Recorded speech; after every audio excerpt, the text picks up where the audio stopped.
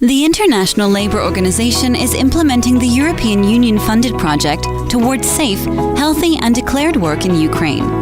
What does the project do? The project helps to approximate national legislation to the international and European labour standards, trains Ukrainian experts on labour relations, occupational safety and health and labour inspection, explains to employees and employers why it is important to declare employment relationships. Thanks to the project, Ukraine will be able 1. To improve safety and health at work, to lower the number of work-related accidents and occupational diseases. 2. To reduce undeclared work, so that employees are declared in line with the law, are socially protected, and employers have motivated teams. 3. To improve the effectiveness and efficiency of labor inspection, so that laws are complied with. Moving forward together towards safe, healthy, and declared work in Ukraine. Good morning, everybody. Thank you for joining us. I see a lot of familiar faces with us.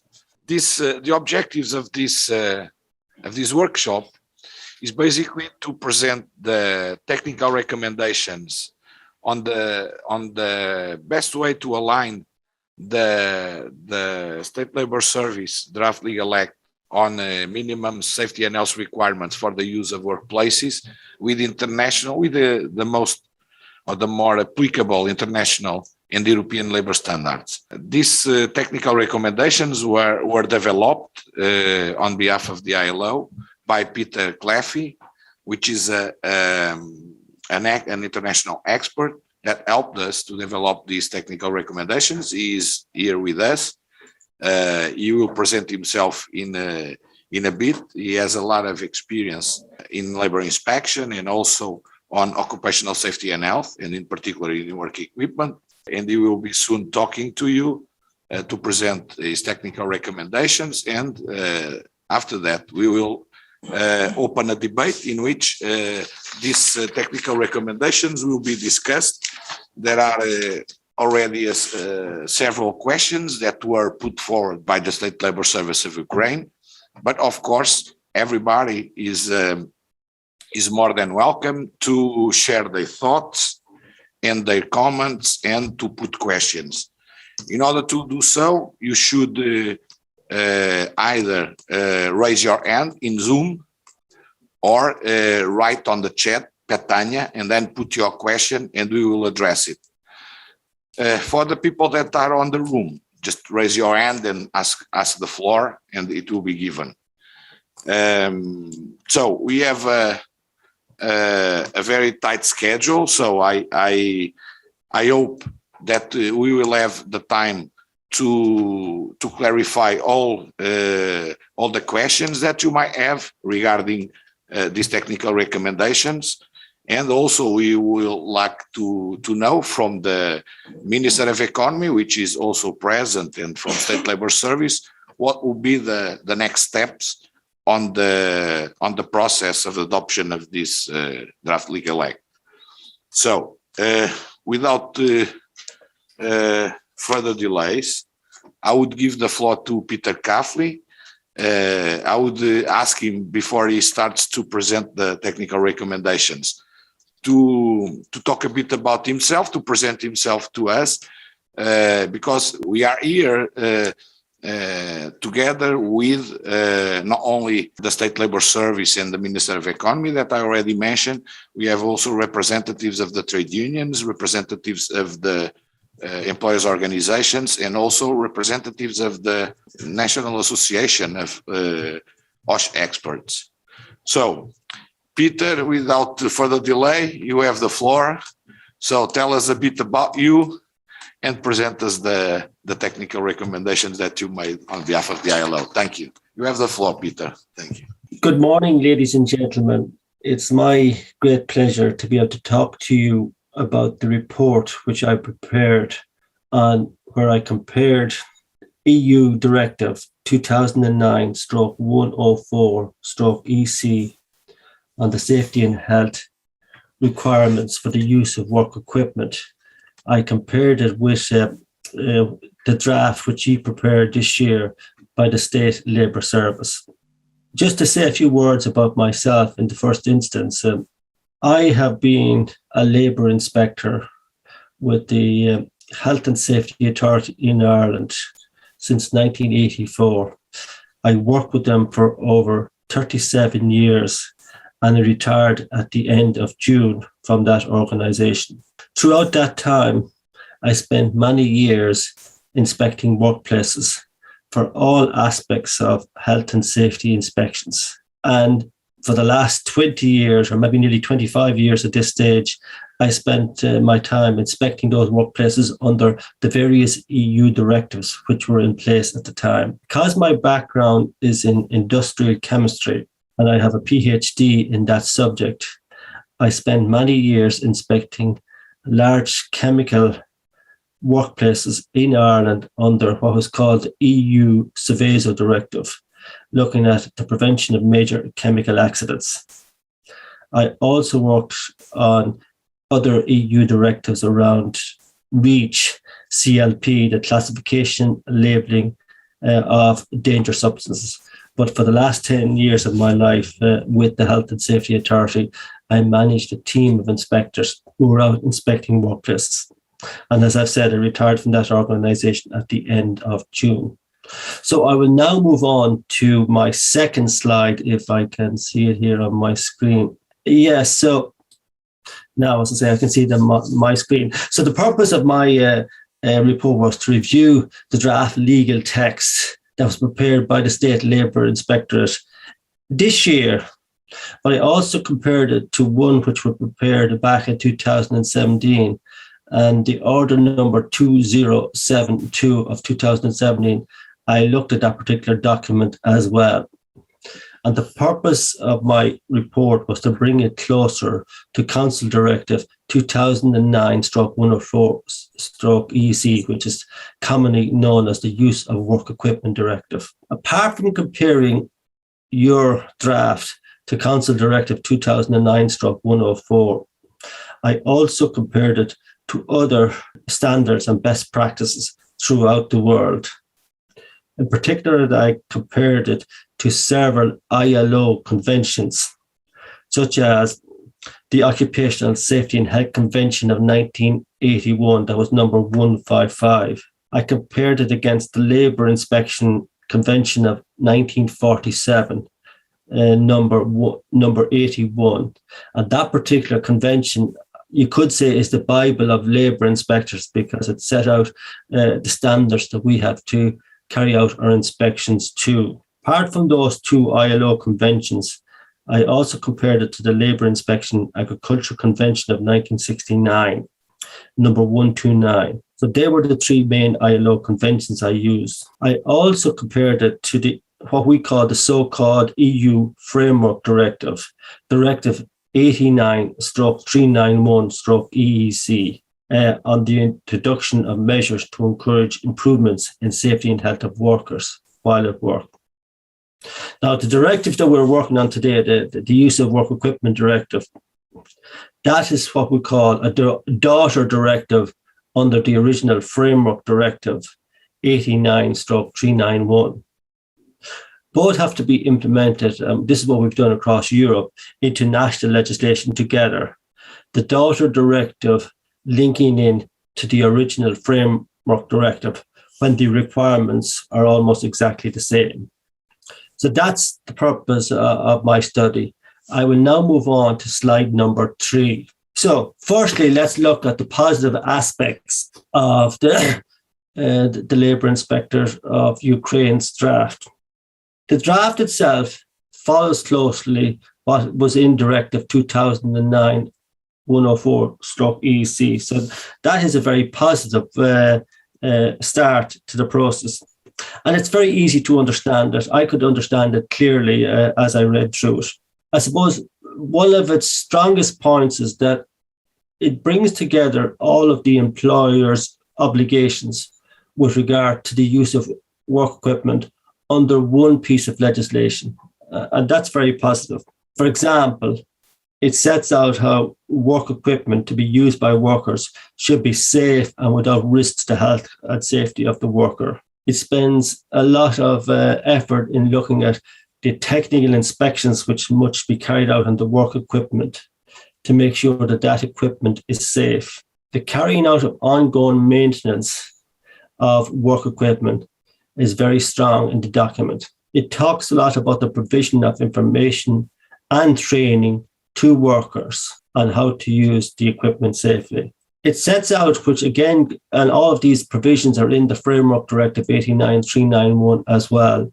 It also sets out that workers should be consulted and being involved in the discussion process on how work equipment should be used in the workplace.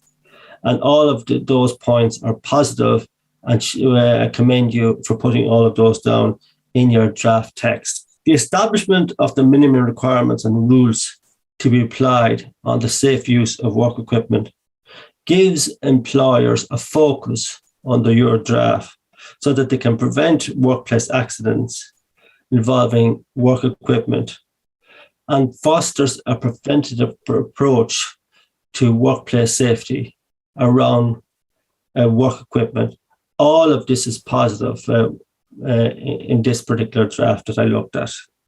So I finished on slide 3. If you like, we can move on to slide number 4. So as always with these studies, you look at how you might improve on the draft that you have prepared. One of the key aspects and a key recommendation which I will make here is that, and just to say when I talk about improvements here, the recommendations that I make here are my views, and they are based on over 37 years experience with workplace safety and health, with over 25 years experience around the use of work equipment and using that directive in inspecting in Ireland.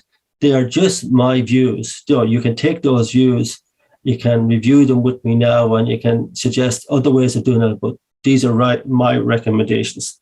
The first point I'm suggesting here is that the draft itself should be a Cabinet of Ministers of Ukraine decree or resolution instead of a ministerial order, which has been recommended at the moment. And the purpose of this is to make sure that you give the sufficient and the necessary legal powers to ensure its effective implementation. And if it's at that level, a CMU degree, well, then it will overcome, I suppose, contradictory provisions of existing legal acts, and to ensure its sustainability and relative immunity as regards occasional changes in the competent ministry policy. So if the ministry changes or the policy changes, the act is still there.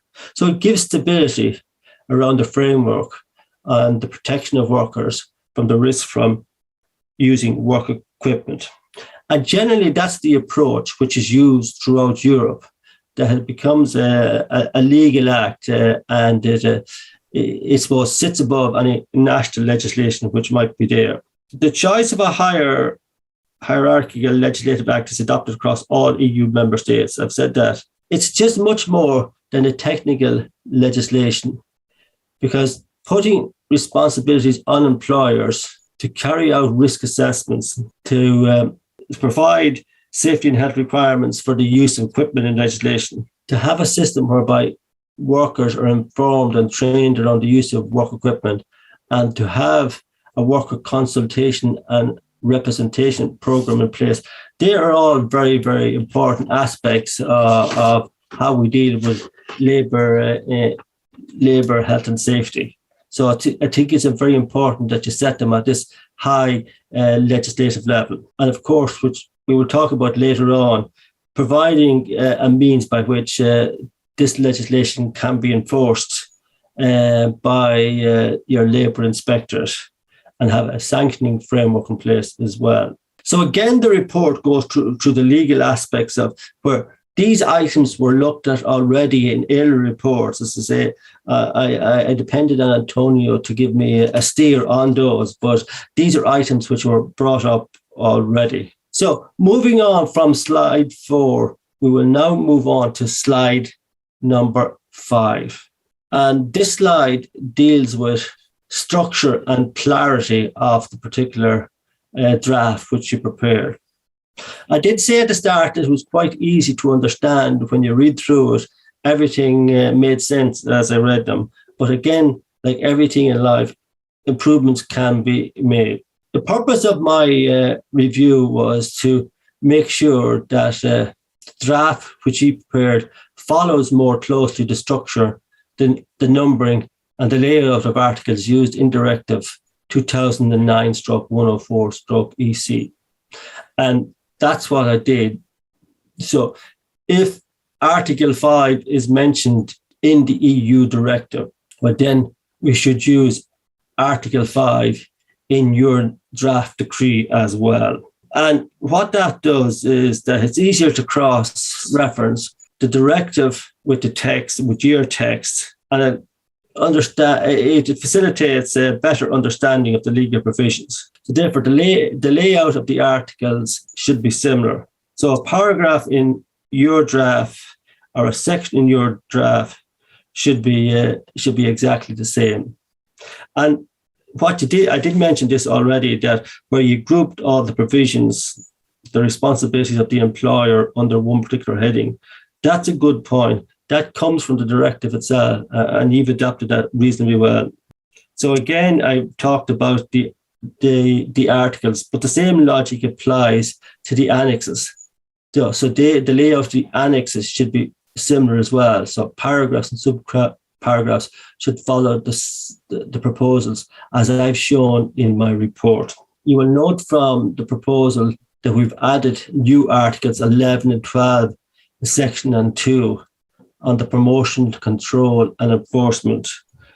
Again, I think that's quite important. It's not in this document as such.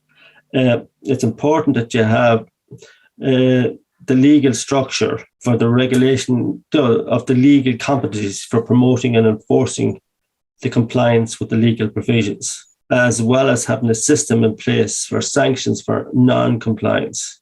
So that's what Articles 11 and 12 deal with, to make sure, because at the end of the day, if you have whether it's a decree or a ministry order, if you don't have a means of enforcing it, it's probably not of much use. So I think it's important that although your enforcement provisions may be elsewhere in other legislation, I think it's important that it's mentioned here as well. There is a new section 4 called miscellaneous provisions. And within that, there's Articles 13 and Articles 14. These are new. And they're, I suppose, a catch-all section where we set out that it's important that you can allow annexes to be updated as conditions change or as new information comes to hand, or your experience with implementing the annexes comes up with a problem, then you can change the annexes fairly easily. So again, that Article 13 allows that to happen. And then Article 14 is around the final legal, the setting of the date for the coming into force of a particular decree. And that's what Section 14 covers. So there are some new aspects to this particular proposal. I'll now move on from slide 5 to slide 6. Yeah, so the key aspects to improve, slide number 3 here, states that define commonly used terms such as workplace, workstation, competent person, technical expression, expert organizations, etc. in Article 2. In Article 2, as it currently stands, there are a number of definitions. What I'm recommending to you is that you also define these terms as well.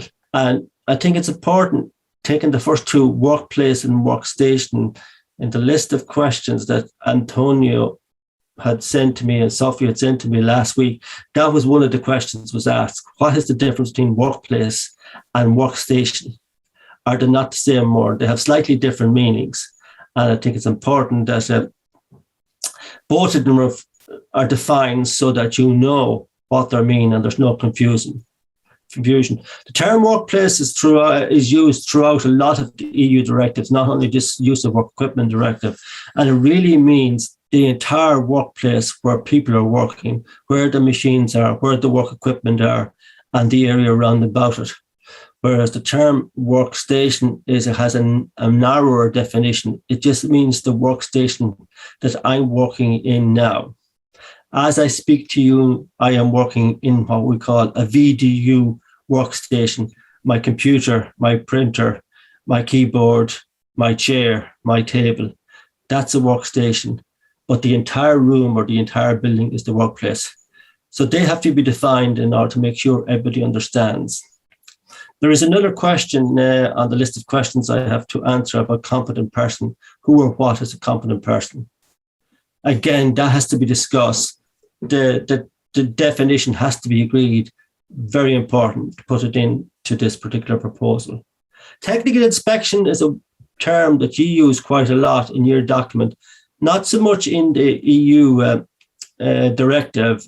We don't use it that much in Ireland, but I have an idea what you mean by it. It's an inspection carried out by a technical person, in this case, on a piece of work equipment.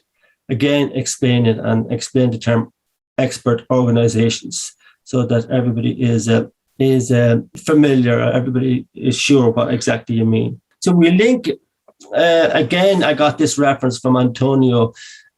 You have proposals in place to implement the Framework Directive 89/391/EEC. It's the law of Ukraine on occupational safety and health of workers.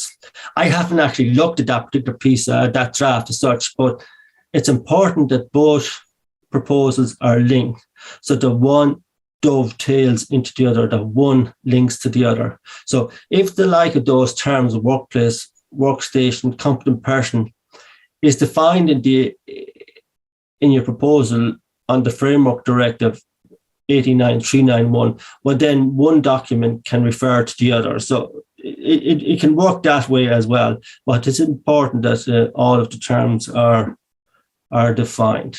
I now move on from slide 6 to slide 7, just to say a little bit more about the state authority for the promotion and the enforcement of these particular proposals. I mentioned already that the Bible of all labour inspectors is ILO Convention number 81 of 1947, because it sets out how labour inspection at a national level should happen. And if you're a signatory to this ILO convention, well, then you must give effect to that in your national legislation. Perhaps you have done that already. I am not familiar with your legislation to know if that is the case. Bringing that forward, the ILO put similar provisions into the ILO conventions of 155/1981 and 129 of 1969. Those three documents are very relevant. So make sure you give effect to an adequate enforcement organization within your legislation. So, for example, Article 9.1 of the ILO Convention of 1981 talks about the enforcement of laws and regulations concerning occupational safety and health in the working environment. Article 3.1 of ILO Convention 1947, number 81 of 1947, talks about defining the main functions of the system of labour inspection. But apart from the ILO conventions, which have been there for several years, I've mentioned several times Directive 89/391/EEC. You're giving effect to new proposals to give effect to that framework directive. That also has an Article 4.2, which says that you should have adequate controls and supervision in place for these directives. So look, it's well set out there. And moving on from there, penalties for violation. I mentioned already that we propose a new Article 12 there. Firstly, Article 12 talks about the employer's liability to provide adequate, and we provide adequate and dissuasive penalties for the violation of this particular legal act. And that's very relevant as well. And again, ILO Convention 155 and ILO Convention 81, and the three of them really talk about adequate penalties for violations of the legal provisions. And again, it should be enforceable by labour inspectors. So I think it's very important that you set it out here.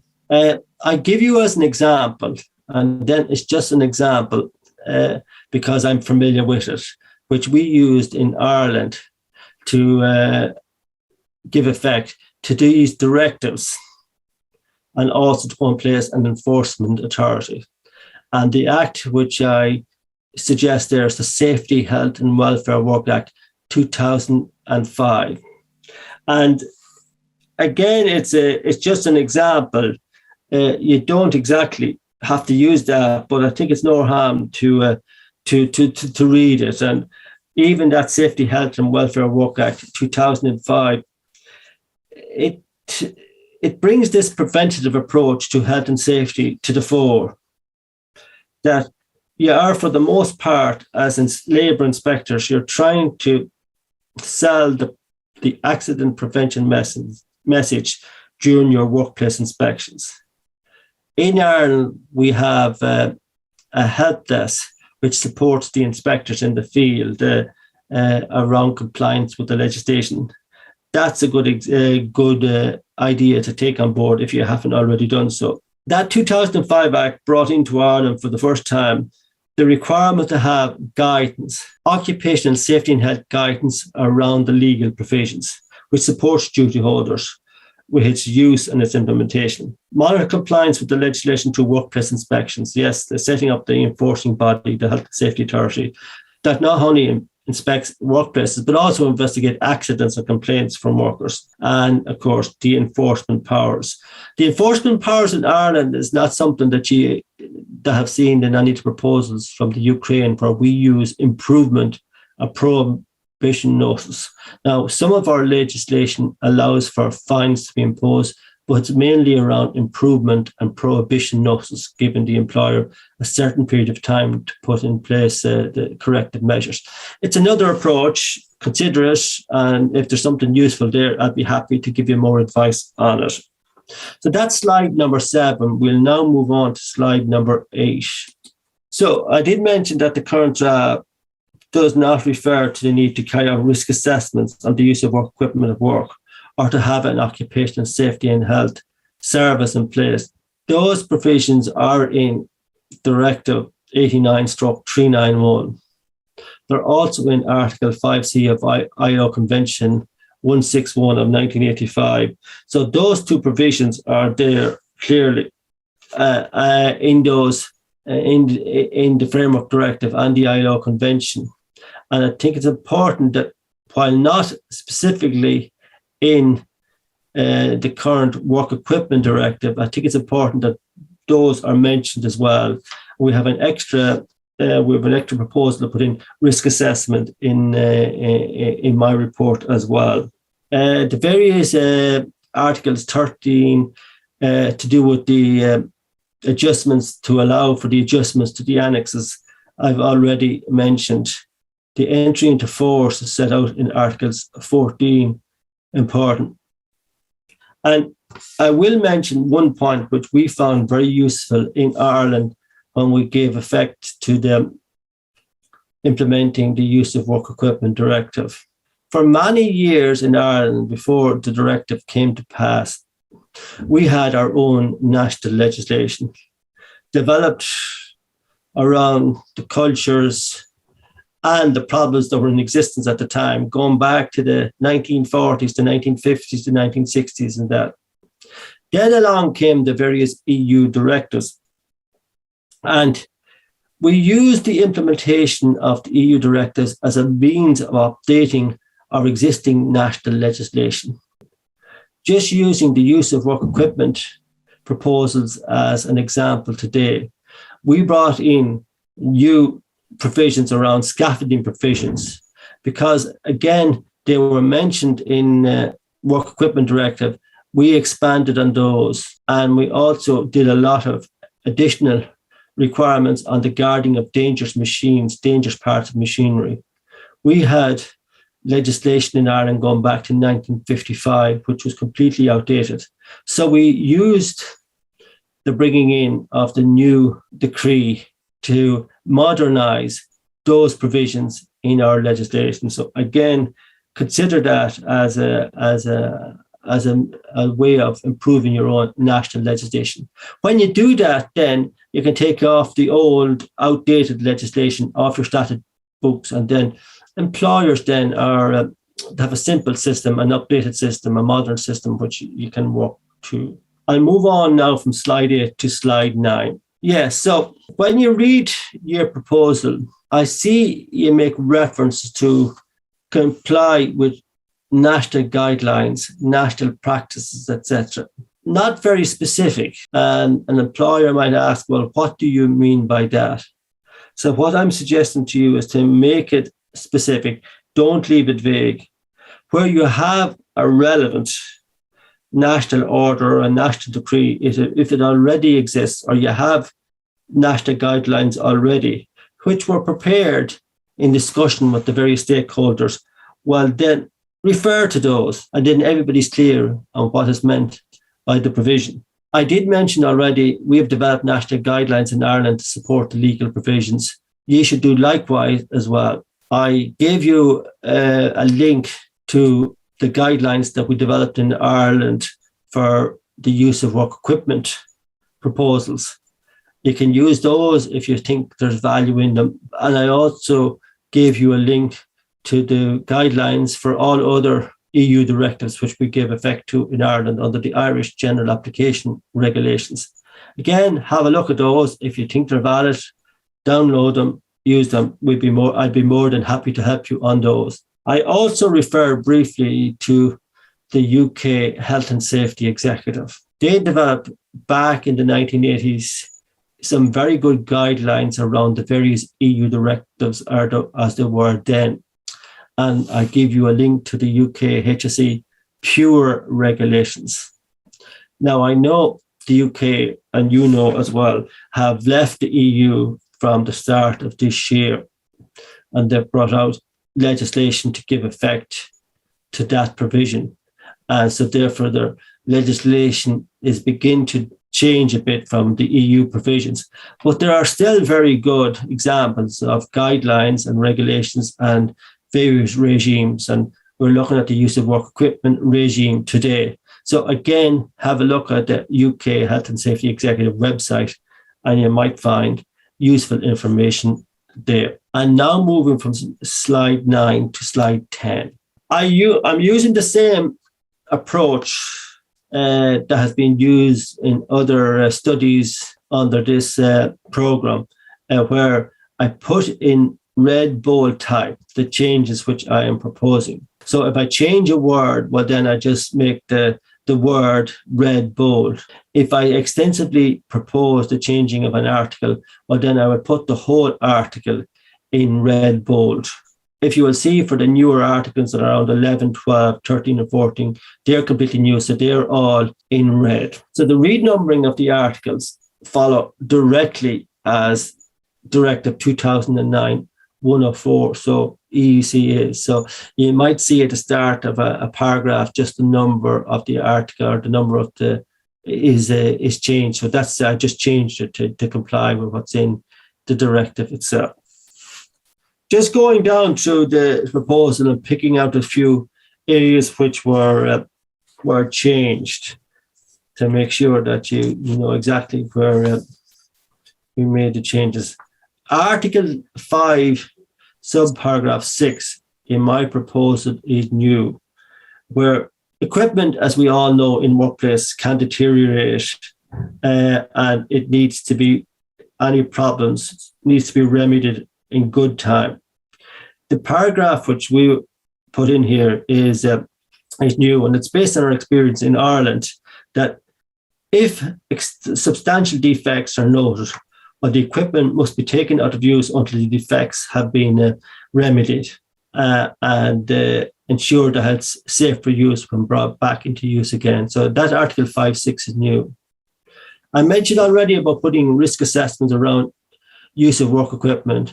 Articles 6.2 and 6.3 are new on carrying out risk assessments and implementing their findings.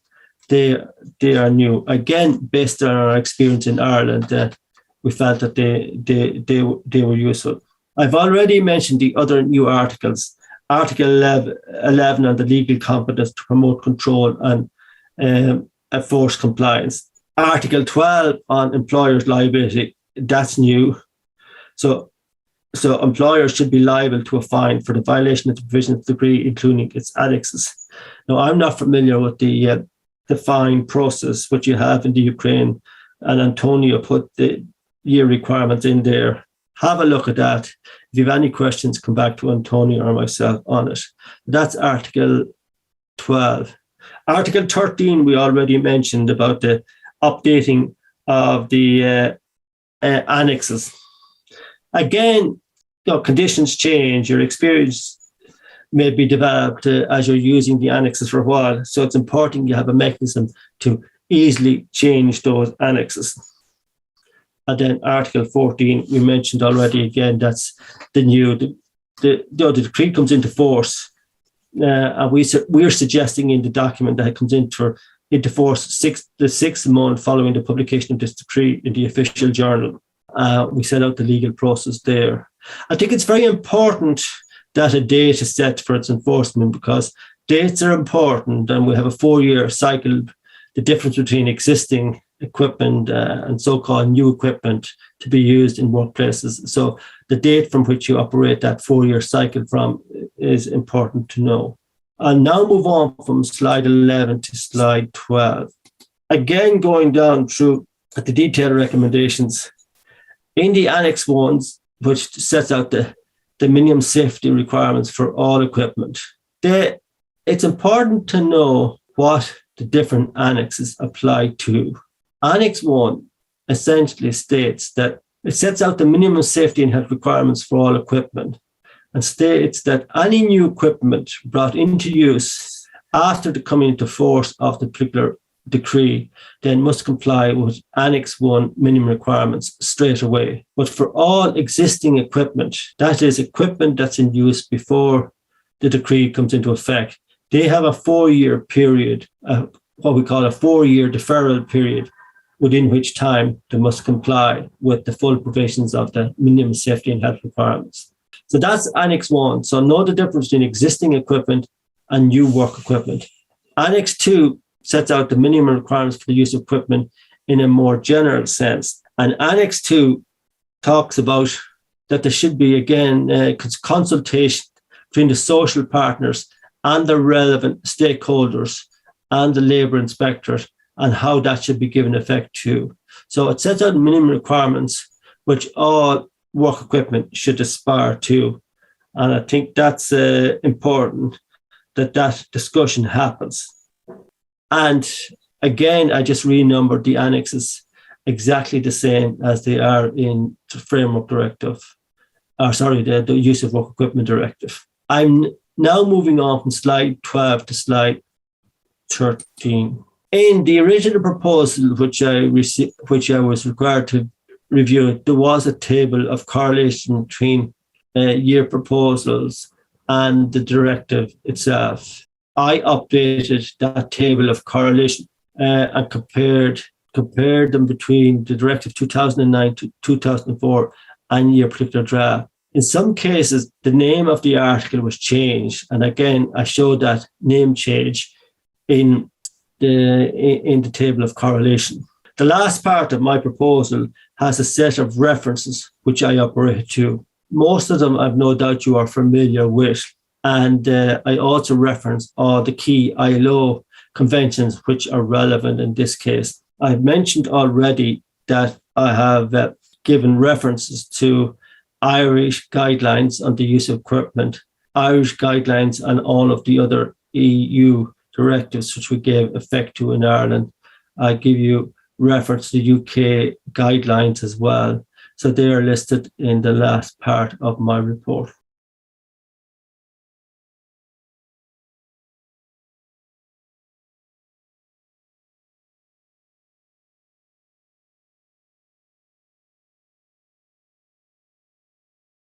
So that's mainly what I have to say. I now finish up on the last slide.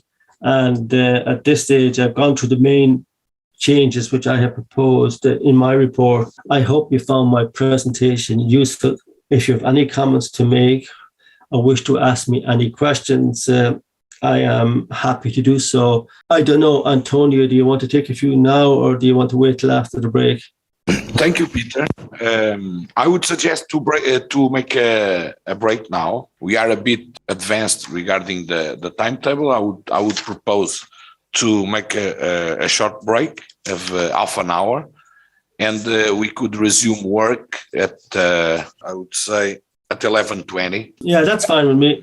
It's okay with you? Everybody agrees? So let's then make a break, and then we will resume with the already advanced questions of the State Labor Service of Ukraine, and also with the questions of the participants offline and also online. So see you in half an hour. Thank you. Thank you. So I hope you had the time to have a coffee, eat a sandwich. So we are resuming our workshop. So now we open the discussion on the technical recommendations provided by Peter Claffey on behalf of the ILO, and we will give the floor to SLS to put these questions, technical questions, precise questions to Peter Claffey. And if anyone wants to jump in and make any comments, add something, is more than welcome to do so. And after we address these questions, we can also address other questions that our colleagues online might have or here offline. So without further delays, I would give the floor to Alexander from the SLS in order to put the first question to Peter Claffey. Thank you. The floor is yours, Alexander. Good afternoon, dear colleagues and dear Peter. And I've got several questions I'd like to ask you, and these questions some of them are simple,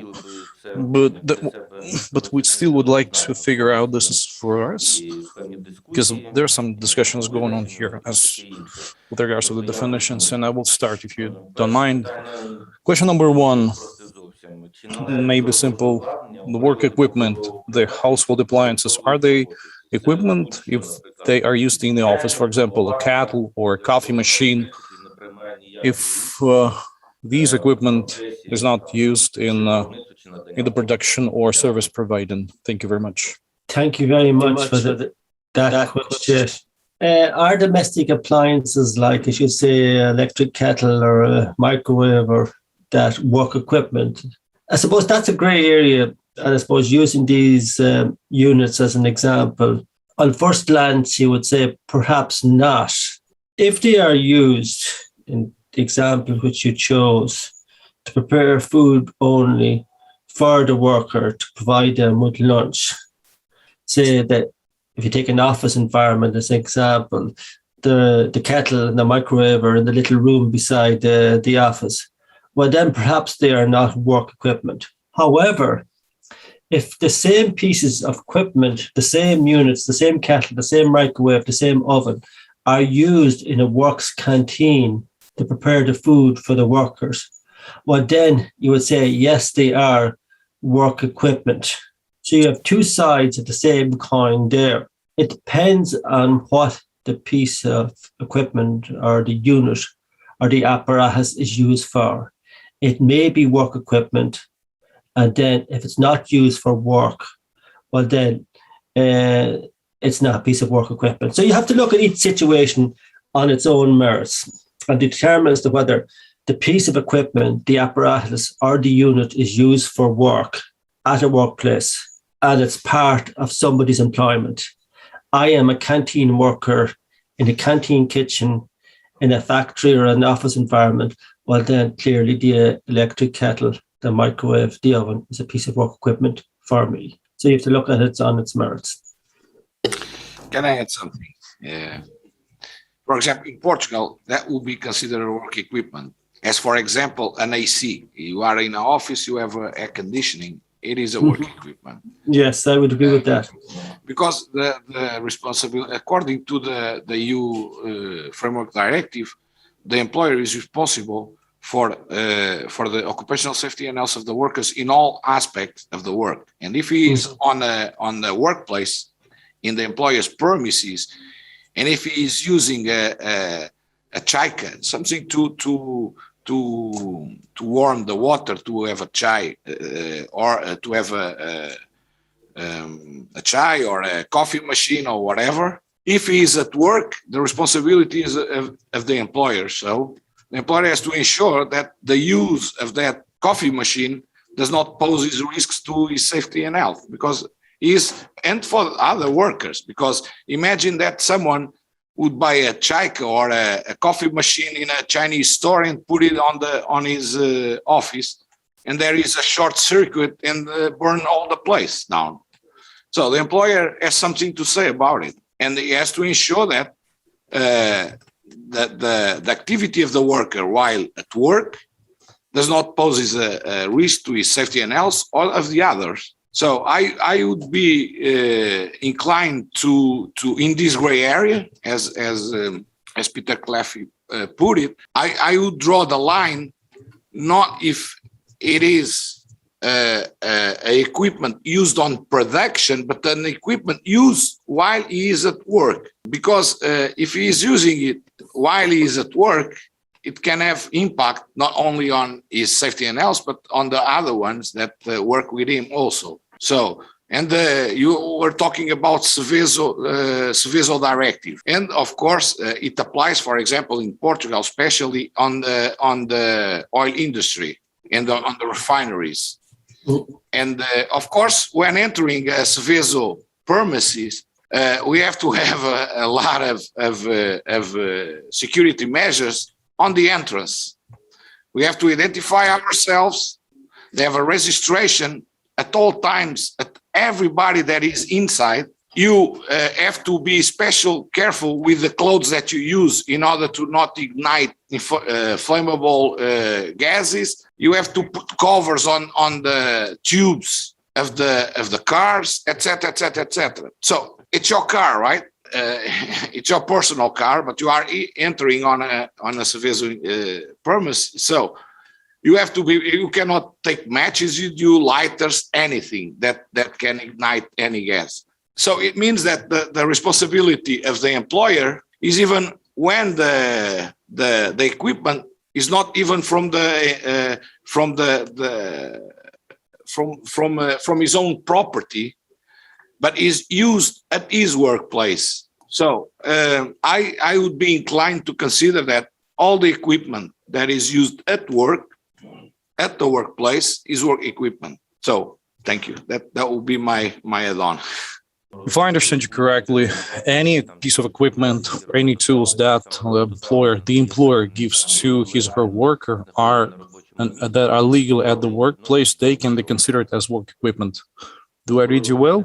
So you have a computer, you have a secretary, you have an AC on your office, you have that is work equipment. You use it at work when you are working at the workplace. So I would consider it a work equipment. It's used at work, is at the workplace, it should be considered a work equipment. And it has to be maintained, and you have to assess the risks on the use of such equipment, because otherwise you will have a lot of equipments off the grid that can poses dangers to you and to your colleagues. So and if we look at the definition of work equipment of the Work Equipment Directive, basically is what is used at work. And the problem in Ukraine is that you are too focused on industry production.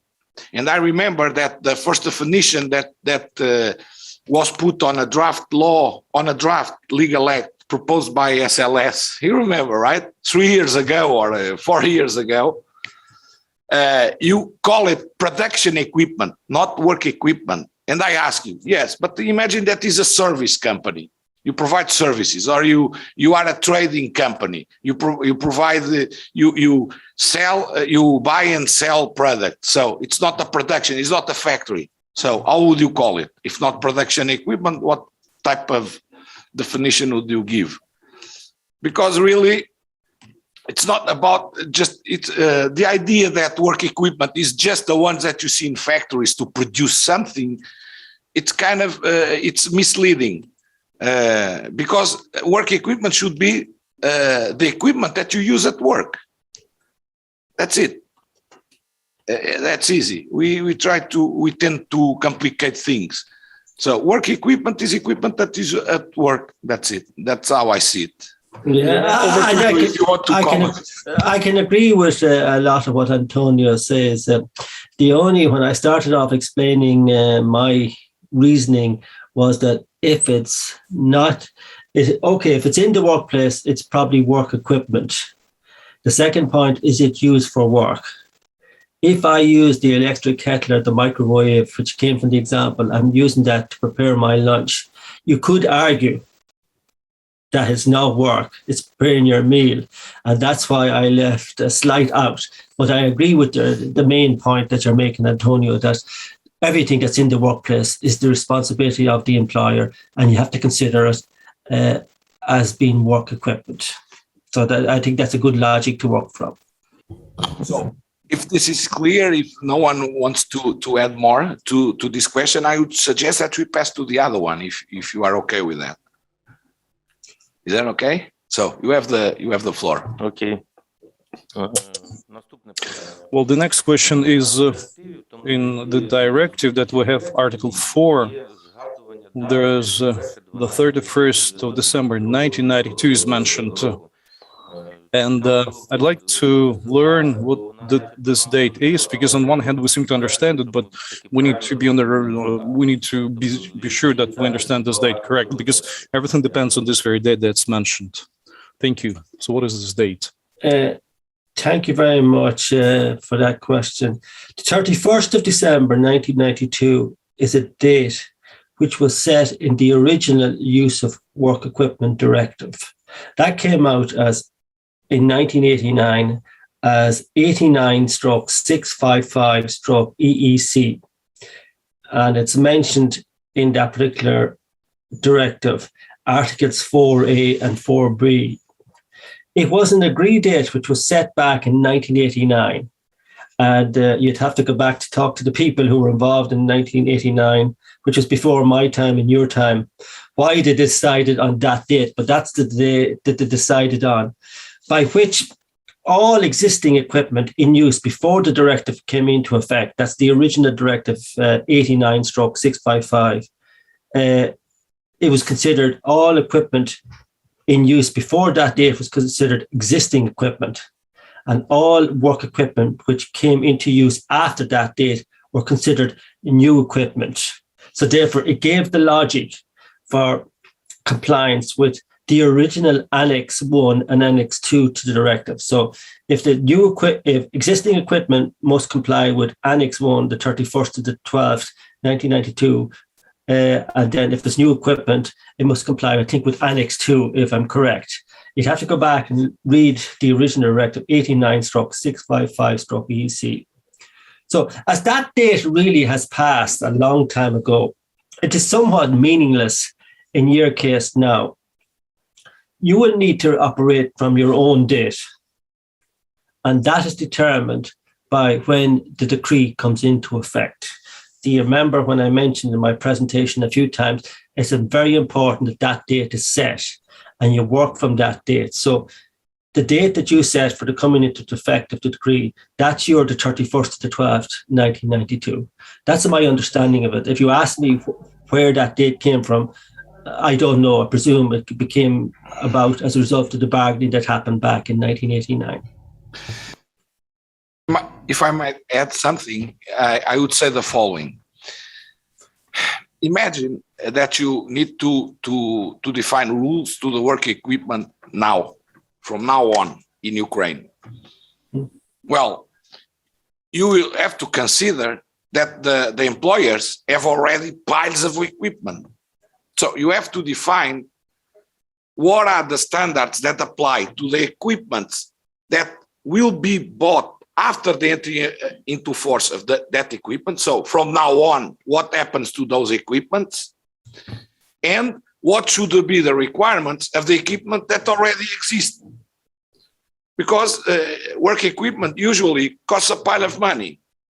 So you cannot just tell to the employers, guys, these are the new requirements. So you have to change all your work equipment to align with these requirements. So what basically the directive says is, these rules apply to the new equipment that are not yet in use, but that will be in use after the law is enforced. So there are more stringent requirements for the new work equipment. For the other one, for the one that already existed when the law was adopted, they have to be converted, transformed to meet other requirements, not so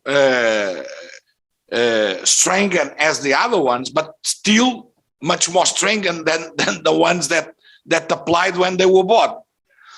And the idea of 92, as Peter Cleffy pointed out very well, is that at that time it was considered that 4 years would be more or less the time needed for the work equipment already in use to be upgraded to meet the minimum requirements.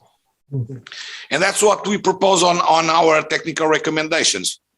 We don't set a date, 92, because it's past, but we just see the logic. 4 years, that's the year that were considered for the application of the new requirements to the existing work equipment, and that's what was proposed basically. So the logic is for the new ones. You can read it on the Article 4 of the draft legal act on the wording that we recommend. Depending on the fact that the work equipment already exists or will be put it into use will be used. The different requirements apply, but for the ones that are already in use, they will have 4 years regarding Annex 1. No later than 4 years after the entry into force of the decree. That's basically that. So, any comments on that? Any additional questions on that? No? So, again, just commenting on the 4-year timescale. There was a question there asked as to where did this 4-year timescale come to pass. Again, it goes back to the original directive 89/655 and seems logical. And presumably it was agreed between a lot of toing and froing between the government parties and the various other stakeholders. And it seemed a reasonable date to give employers sufficient time to comply with the full rigors of the directive for existing equipment. That's where the big issue is. And as Antonio rightly says, there's a lot of equipment out there already, cost lots and lots of money, and you can't expect employers to comply straight away. But it's a date. The 4 years is what we within the EU sphere have been worked on since '89. Again, you have to have your discussions, and I think it's a reasonable timescale on which to have your discussions around. Thank you, Peter. You have the floor, Alexander, to move to the other question. Thank you. Yes. Then the next question. This is actually based on what we've just discussed. And the question is, who needs to ensure conformity of the equipment within those 4 years with requirements of the directive? If it is the employer, with their own resources, or some competent organizations that need to do that, and whether those organizations need to have some licenses or some other documents that confirm that they have the capacity to do that. So who does that? That's the question.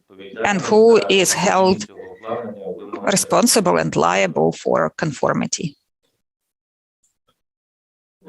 Thank you very much for that question.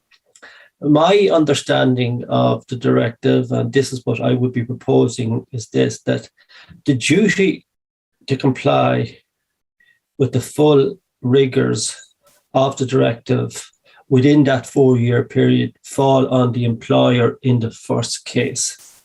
If the employer owns the equipment that we are talking about. So if you have a machine in your factory, a machine in the VDUs in your office, whatever it is, the employer owns them, well, then the responsibility falls on the employer. Now, we know a lot of machines might be used in workplaces under leasing agreements, or they might belong to another employer or a supplier. Well, then you would have to look at the contract between the employer and the owner of the equipment to see who has the responsibility. But you start on the basis of the employer has the responsibility. But if the equipment is owned by somebody else, well, then that may vary, but start with the employer and work from there. If I may, I would like to add a bit more on that, which is the following. First of all, let's be clear that the employer is the responsible for the occupational safety and health of his workers in all aspects of the work.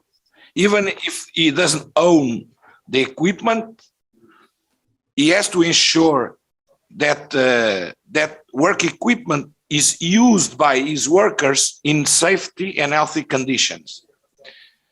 But critic for this question is the notion that in EU you have two separated areas.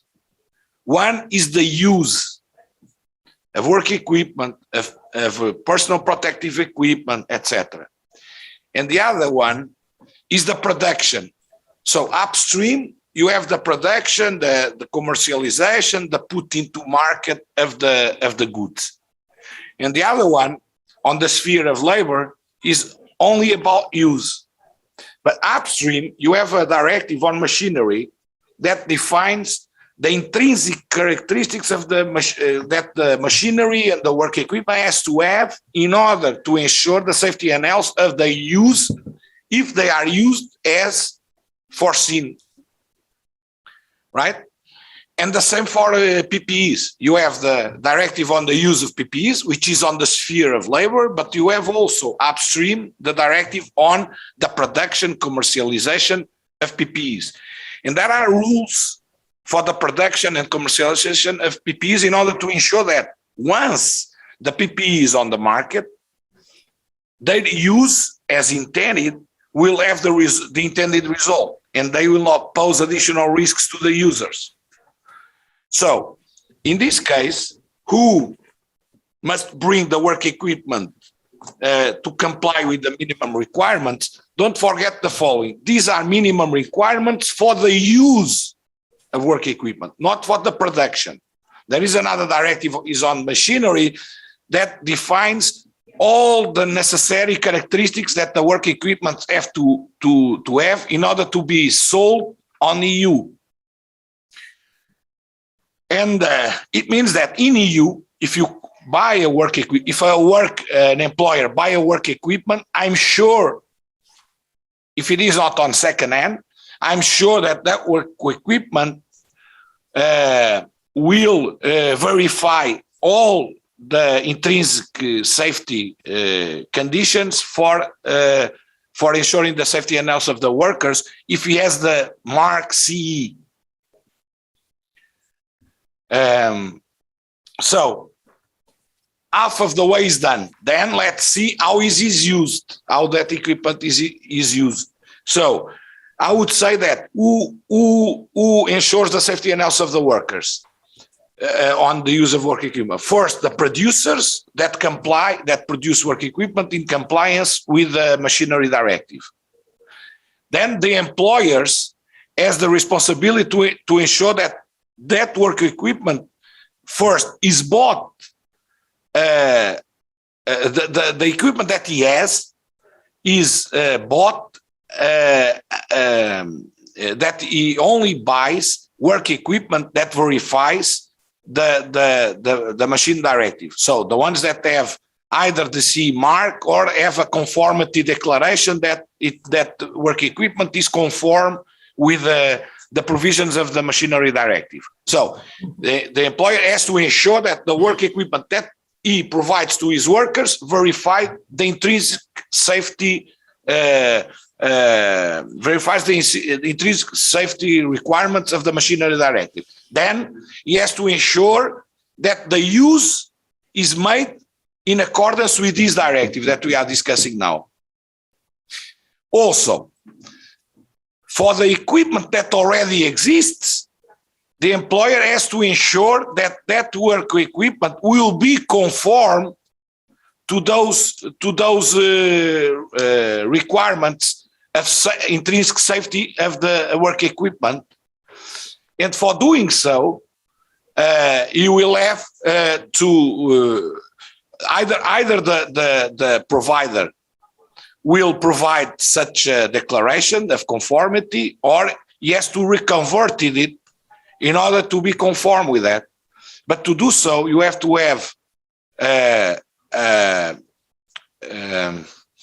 have an institution, you have to have an authority, or you have to have a scheme in which you have a technical service to verify if a reconversion of a given work equipment is conform with that. Not natural. You have to have services that ensure the reconversion of work equipment, but then you have to have usually a certifying body that certifies that such a reconversion meets the requirements of the machine directive. And then you have labor inspectorate that inspects the workplaces, checks the work equipment, and ensures that the risks of the use of work equipment are duly assessed, and that the preventive and protective measures are in place. And if not, probably the labor inspector has to suspend the use of that work equipment until he meets the requirements of the machinery directive or of the use of the work equipment. So it's not just the ultimate responsibility is of the employer, but then the state has to create conditions to regulate the production and commercialization of work equipment in order to ensure that he has he meets the intrinsic safety requirements, and then the employer has to ensure that their use on the workplace is also safe. I think it's important to take on board what Antonio is saying. The crossover between this proposal here, the use of work equipment directive, which is looking at workers' health and safety, and the machinery directive, which is basically a marketing directive, a marketing use directive, which conditions which must be met when you're putting a new machine on the market for sale. And a labour inspector, I know, just speaking from my experience in Ireland, for the most part, when they go into workplaces, they concentrate on the use of equipment directive, which we're talking about today, and they look at the health and safety of the workers from that piece of equipment. But we have found increasingly in Ireland, when we investigate an accident where a worker is injured due to a piece of work equipment, then you ask, have you got the safety file for this piece of work equipment? This is part of your investigation. Is this machinery CE marked? Have you complied with the essential health and safety requirements of that machinery directive? And you find very often it hasn't been the case. We have prosecuted companies in Ireland under those machinery directive because they didn't have these, they didn't buy the machine in the first instance in compliance with that particular directive. So the two of them dovetail together, whereas for the most part, the inspector out on the ground probably wouldn't be looking at the machinery directive day in and day out. It's quite a complicated piece of legislation, but when sadly an accident happens with a piece of work equipment, it's very often where the failure lies. I remember, just off the record, I remember that in Portugal, I did an inspection visit to a company following a work-related accident with an equipment. Then we discovered that that equipment was bought in Turkey. And the provider of that equipment sell the equipment with all the intrinsic safety measures, but also without, which was cheaper, obviously. So there was a lot of exports from that work equipment producer to the EU, and especially to Portugal, several. So the Portuguese Labor Inspectorate doesn't have legal competence on the area of putting into market work equipment. It has on the use of work equipment, on labor issue. So we partner with the Portuguese authority for food safety and economic safety, which is the one that has competence on that. We identified all the customers in Portugal of that Turkish service provider, and also at that time I was responsible for the representative of the what is the name of that? KPSS. You know what it is, right? From SLEEK, Senior Labor Inspector Community Knowledge Sharing Site. Yeah, KSS. KSS, yes. So I was a representative in Portugal of that tool, and so we shared the information with the other labor inspectorates in EU on this issue with the reference of the work equipment, and we verified that a lot of other countries had also this equipment. So we issued a warning, and of course all the countries did the same as we did in Portugal. We suspend all the work equipments; they were taken out of the workplaces. Well, it was messy, but again.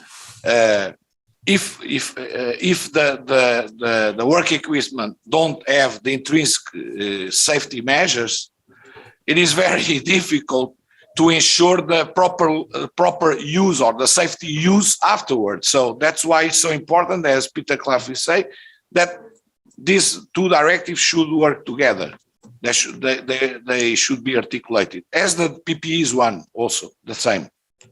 So over to you, Alexander. If Peter don't. No, I'm fine now. Go ahead. Yeah, of course. Okay. Ольга Богданова представляю ассоциацию. I'm from Olga Bogdanova from the Association of the Labor Protection Association. From my practice, if I need to upgrade the intrinsic, if we need to do something, I'll ask the producer, and if producers failing to have something like old equipment, for example, and the producers get new equipment, probably the producer will give you some opportunities of acquiring new equipment, or will tell me how to improve the protection of the new equipment, the new old equipment.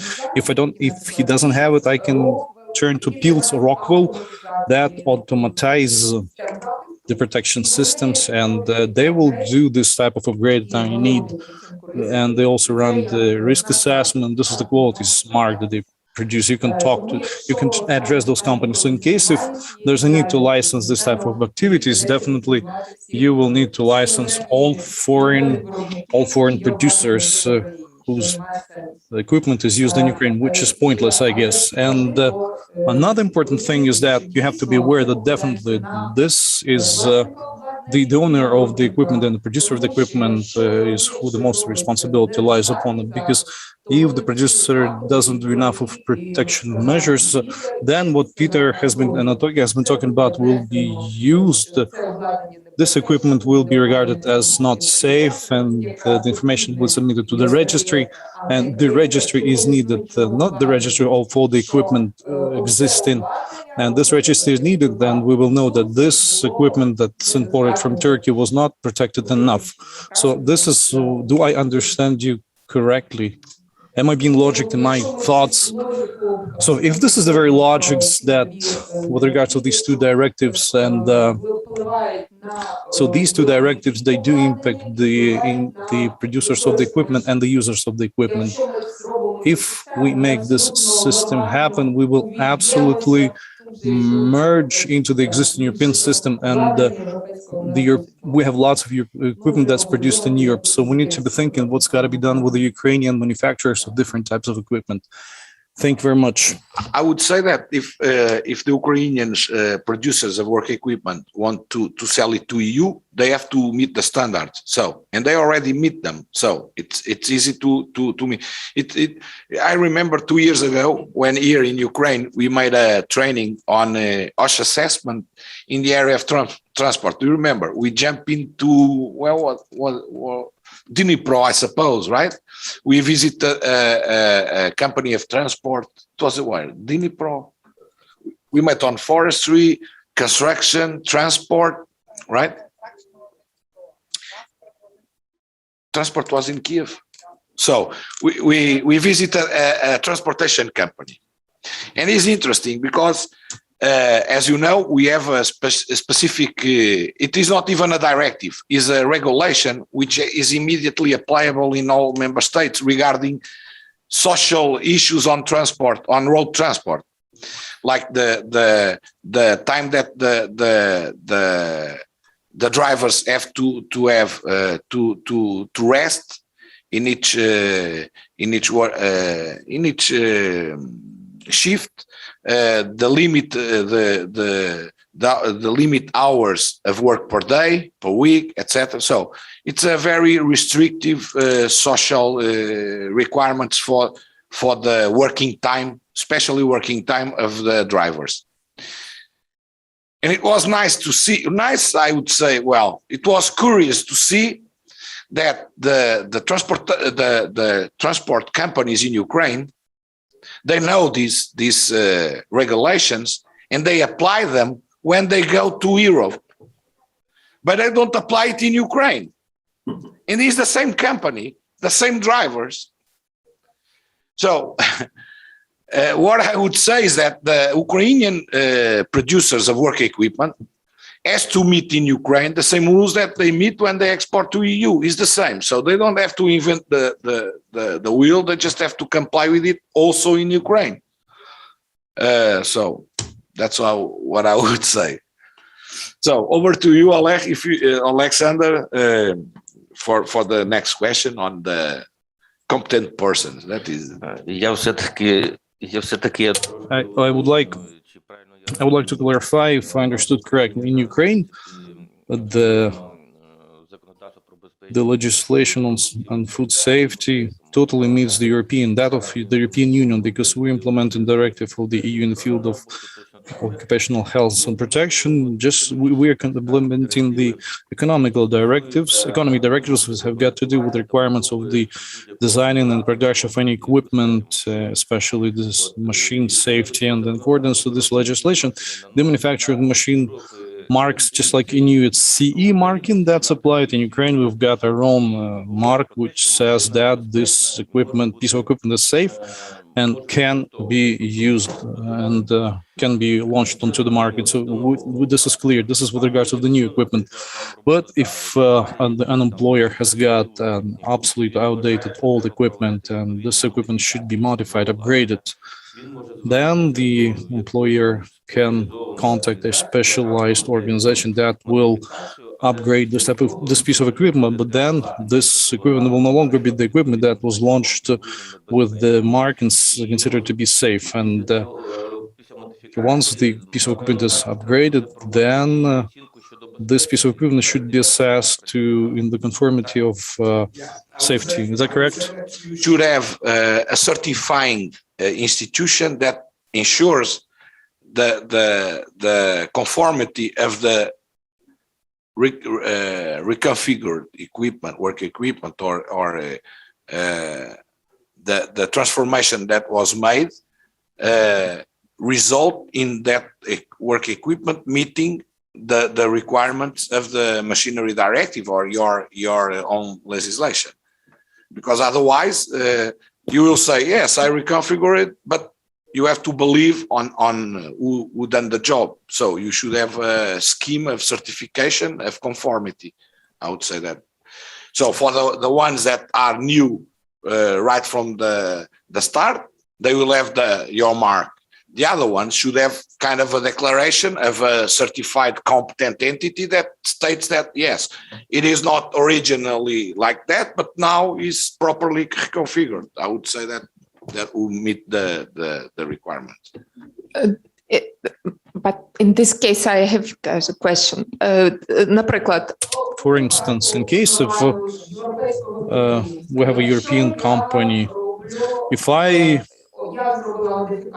modified the piece of equipment, upgraded it, and I've run the risk assessment on the piece of equipment, is that it? What is the certification of that we are talking about? We are not talking about assessing the risks on the use. We are talking about certifying the intrinsic mechanisms of safety and health of the work equipment, which is a bit different. We are talking about interventions that need to be made. The risk assessment comes after. One thing is on the equipment intrinsically when it is used for the intended use, if it is safe, then and that is on the equipment itself. Risk assessment is downstream, is after that is been done and the equipment is certified as being safe for the proper use. Because one thing is proper use, another thing is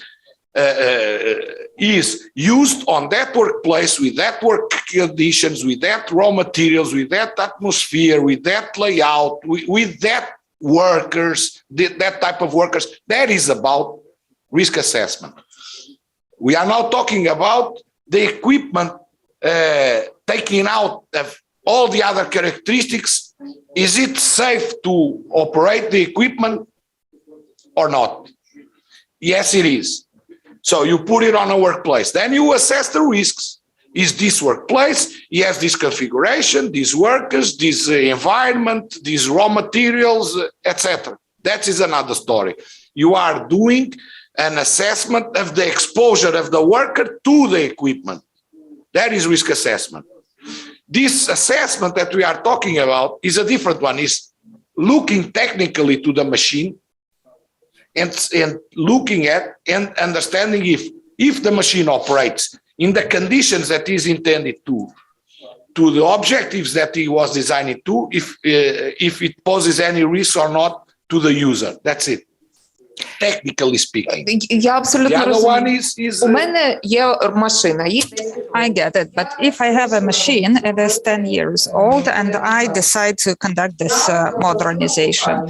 So I invite a foreign company, Pills, that conducts this modernization of the equipment and does risk assessment. And they say this is in conformity with CE after modernization. What's next? What other certification do I need there? No, I would say that before. So you have a company, she reconfigures, but there should be someone, some entity that certifies that that machine meets the requirement, the intrinsic requirements of safety and health of the machineries. That is one story. And then it comes the risk assessment that the employer is obliged to do. So the risk assessment that that company might do does not substitute the certification, which is someone that says, no, I ensure that this machine meets these requirements. That's another story. Mm-hmm. Risk assessment is another story. Risk assessment takes into account other things, the training of the workers, the layout of the installations, the raw materials that are used, that is another story. So risk assessment of a work equipment is one thing. Assessment of conformity of one work equipment with the standards, with the requirements of intrinsic safety on the production of work equipment is a different story. Because the variables that you use for a risk assessment are much wider and are more specific of a given workplace. Because the same machine in one workplace and in another workplace has different risks. Це It's not the зрозуміло. same. It's not the same. It depends on other conditions, you see. Після модернізації. But after reconfiguration for equipment in Europe, do I need to invite some certification authority? Now, I just do the reconfiguration. I am the employer and I'm responsible for that. I will tell you how is it important. You Yeah. buy something in EU. Yes. So it meets the machinery, Yes. the machinery directive, Mhm. because it has a mark CE. Yes. If you buy a work equipment that does not have the mark, either you have a certificate of conformity issued by the importer, Yes. or you don't. If you don't have, you cannot use that machine. But I mean after modernization. Now imagine. You had the ancient work equipment that was bought before these regulations enter into force in Portugal. You have to reconfigure it. You can reconfigure it, but then you have to certify that that machine meets the same requirements. So you have to have a certification of an entity that states that that machinery is meeting the requirements of the machine directive, because otherwise you cannot use the machine. Ще раз, обладнання. Okay, I have equipment with CE mark. Then the same very producer adds to some safety features and gives me another certificate, also CE mark certificate. Do I need any other certification? Do I need to invite SLS? No, it's about Ukrainian producer, Ukrainian certification. If I may, let me just briefly explain. Let me briefly explain why certification is needed. A certification by Ukrainian organizations that we refer to as confirmation bodies, according to the laws on technical regulations and conformity assessment, because Ukraine has not yet signed AK agreement. This is about recognition of industrial goods. So unfortunately, so far, we need to certify Ukrainian equipment that is imported to Ukraine. And we need to issue Ukrainian conformity certificate in line with Ukrainian technical regulations. And the supplier needs to draft the conformity certification. If it is an importer or an authorized representative, they can act on behalf of the producer. But I hope that we will progress there and that we will head towards just recognition of these certificates, because in practice, look, people come, upgrade our equipment, then there comes an expert from a Ukrainian expert center. Now, it needs, this is not SLS. But look, if it is some hazardous equipment, I just do the analysis. No, it is about conformity assessment, conformity with technical regulations. That's one thing. But then if I use that, I need some additional analysis. No, it is about conformity evaluation. If I may, Antonia, look, if we speak about cranes, for example, it used to be 30 meters radius, and then the producer wants to make it 50 meters. And this is a very different machine then, right? So the producer undertook responsibility for 30 meters radius. After they replace it, it is a new machine. And you once again need to confirm if it is safe or not, if it can be used in the market. That's what we mean. Okay, and then what do you do? This is about conformity assessment. And this is why I asked this question, and Antonia confirmed our understanding with the colleagues.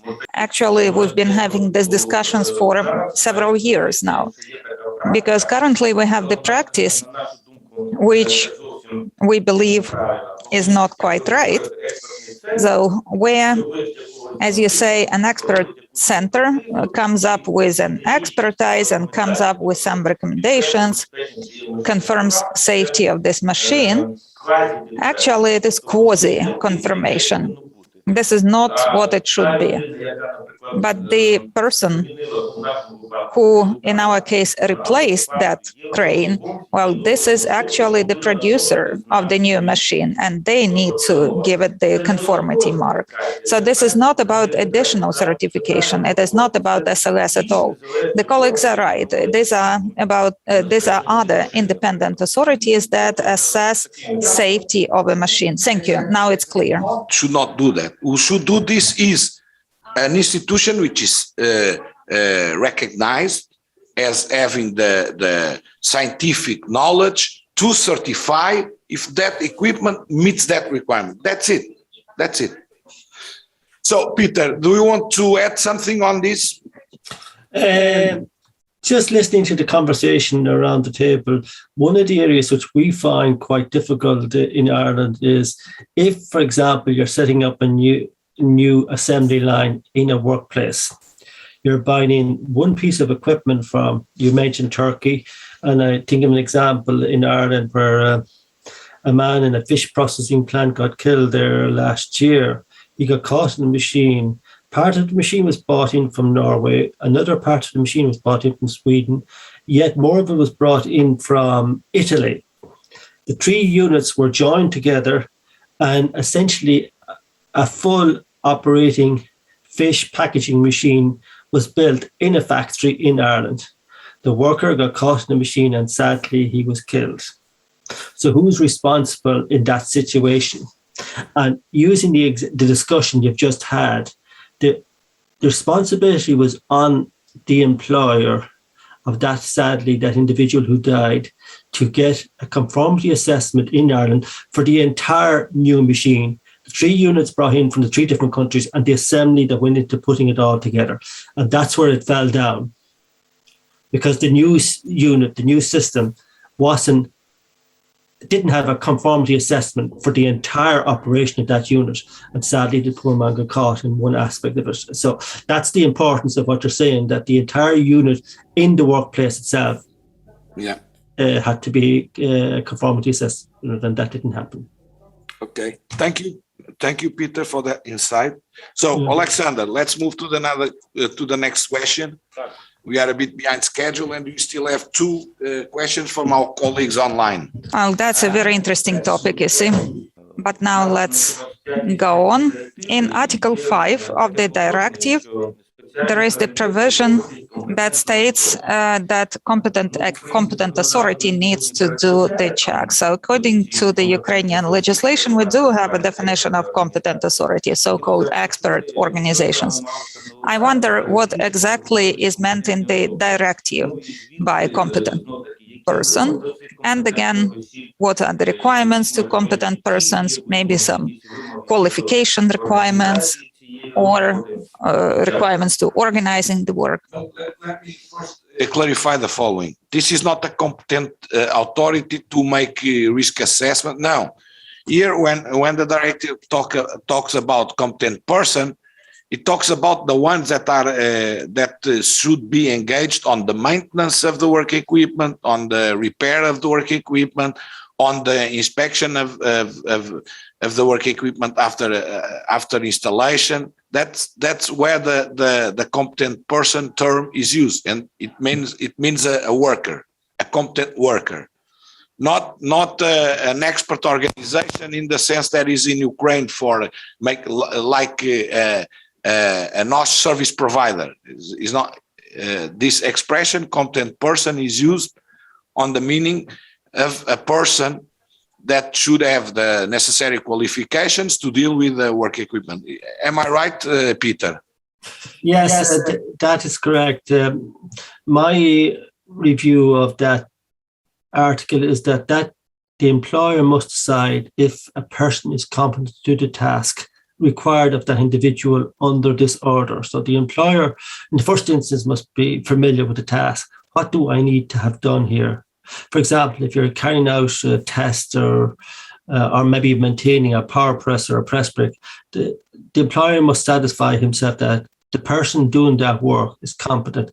It may be a mechanical engineer, it may be a technician, but the employer must find out the competence of the person doing the task. Has he or she got sufficient experience have the appropriate qualifications to the task. It may be that the employer has somebody within their staff or within their company to do this work themselves, but they may need to bring somebody from outside to do so. It depends. You have to look at the task to be done. Decide then the person you're choosing to do that task has the training, experience, and qualifications. So there's three things: the training, experience, and qualifications to do the task that you require them to do. So I think it's very important to define that term, competent person, in this particular decree, because it's a big area. And of course, you would link into whatever systems you have in place within your country, within the Ukraine, on that. You know, if you have apprenticeship schemes, if you have training schemes already agreed with the stakeholders, well, then having those qualifications will be part of demonstrating your competence as a competent person. And of course, university qualifications, trade qualifications, etc., all are part of that. So training, experience, and qualifications. We have a problem in Portugal, for example, because we didn't define what is a competent person. So then what we had to do, whenever we need to define it, we have by law to define it. For example, we had a lot of, and we still have, by the way, a lot of fatal work-related accidents with the use of tractors in agriculture. And then we had to create a requirement for the use of those tractors on agriculture, which was to have a license, like a driver's license specific to those tractors, because before, the driver license was enough, but these tractors are very specific, and whoever drove it understands that it has two brakes. You can brake the right side, the left side, or you have to join them to brake the four wheels. So it's then the weight, the control of the weight, well, and the inclination. It's very dangerous, really. It's not like driving a car. So, and there is a lot of accidents in Portugal with that. So we create the need to say that the competent person to drive that has to be licensed for that. The same applies for cranes, for example. In Portugal, for operating cranes, you have to be licensed for that. And there is some specific professions in which we had to make like a bylaw to specify what is a competent person. Whereas I suppose that it would make sense to on this, and it is done. It is defined, by the way, on this draft law, on this draft legal act, what is a competent person, and that's well done, better than we did it in Portugal, by the way. Yeah, and of course, to be defined on the specific law that define the requirements to meet this profile of competent person. Over to you, Peter. Thank you very much. Yes, I agree with what they're saying. So the competence required in your example of driving that particular tractor is one competence. The competence required to operate the crane completely different. And in Ireland, for example, we had to bring in, like you suggested, a training program for these tractors, because I said to somebody recently, these tractors are so big now, they're like a 2-story house coming at you, and the cranes as well. So we have the construction skills certification scheme specifically setting out the competence and the training for crane drivers. But at the level we're talking about today in this particular decree, a definition of a competent person needs to be put in to cover all of the different types of competencies that are required in a workplace. So I suggest you might look at, I mentioned already in my presentation that we operate in Ireland under the Safety, Health and Welfare Work Act 2005. And like Antonio said, we had a lot of difficulty in Ireland before that act came out, that we didn't have the term competent person defined. So for that reason, we had to put a definition in for a competent person to cover all the situations. And that's what we've done. So if you look at the definition of competent person in that particular act, it's a basis which you can start from to determine your own definition for a competent person. So I gave you the three main items: the training, the experience, and the qualification appropriate to the task to be done at the workplace. Thank you, Peter. Any more comments on this? Да, ще одне з практики. From my real life, the competent person is a representative of the manufacturer who trains our employees to run the equipment correctly. And quite often, according to the law, this is the person who services the equipment with a certain periodicity. Do I understand it correctly, Peter? Certainly no. Why? Necessary, yeah, but more often. Because we are talking about workers. So you have a company, and the work equipment is operated by workers, right? Yeah. And this competent person is about specifying that for the use of certain types of work equipment, it should be only used by competent persons.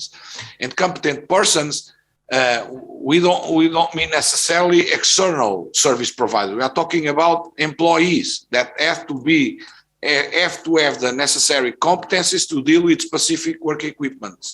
Is it enough if he trained by manufacturer how to work with this machinery? No, you are the ones that should define what is that. Yeah. What is that? If that is enough, maybe it's not. I don't know. Imagine that you buy a tractor. Yes, and the tractor is not the seller of the tractor that will train your worker, because it has to pass some tests that certify that is competent. You see, passing the test is the proof of competence. It's not just because he's trained by someone else, you know. But again, you are the ones that should define what is competence for you, and that requires a test, that requires training, how much years of training, in what subjects. Then you have to define in general what it is, and then probably with reference to this provision in bylaws specifying for several types of work equipment what is considered a competent person. For example, for a crane for operating cranes, you can say that is necessary to submit, to undergo a course, or that should be certified by, in Portugal, for example, who certifies the crane operators are our Institute of Training and Employment. But it can be other institutions, can be also licensed or certified institutions that issue a diploma after a course. You are the ones that should define that. Everything is possible. It may be a combination, Antonio. Like, take as an example, woodworking machines are very dangerous machines.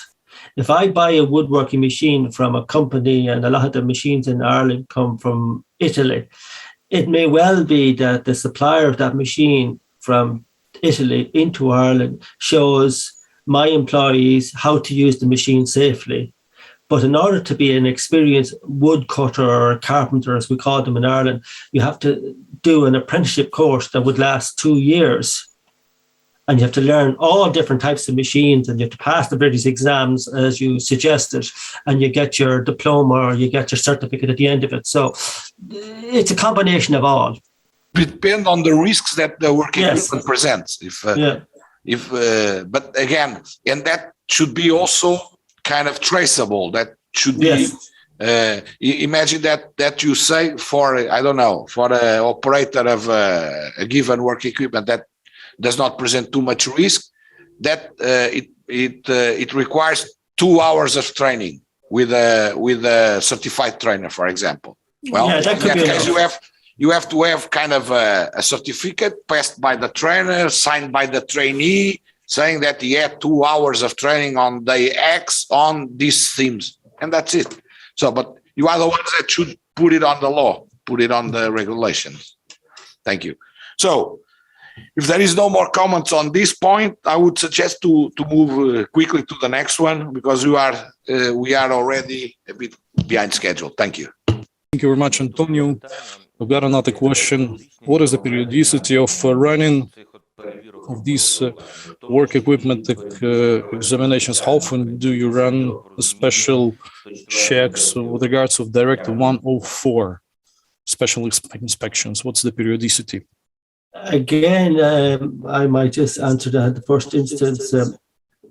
It depends on the piece of work equipment. Although special, it says that period has to be decided. For example, we talked already about dangerous work equipment, and we talked about cranes, etc. Like in Ireland, those tall cranes you see on building sites have to be examined every 12 months. And other lifting equipment in workplaces have to be examined, like say a forklift truck, for example, have to be examined every 12 months. But if certain lifting equipment is considered more dangerous, or it's in a lot of use in the workplace, for example, goods lifts or passenger lifts, well, then they have to be examined every 6 months.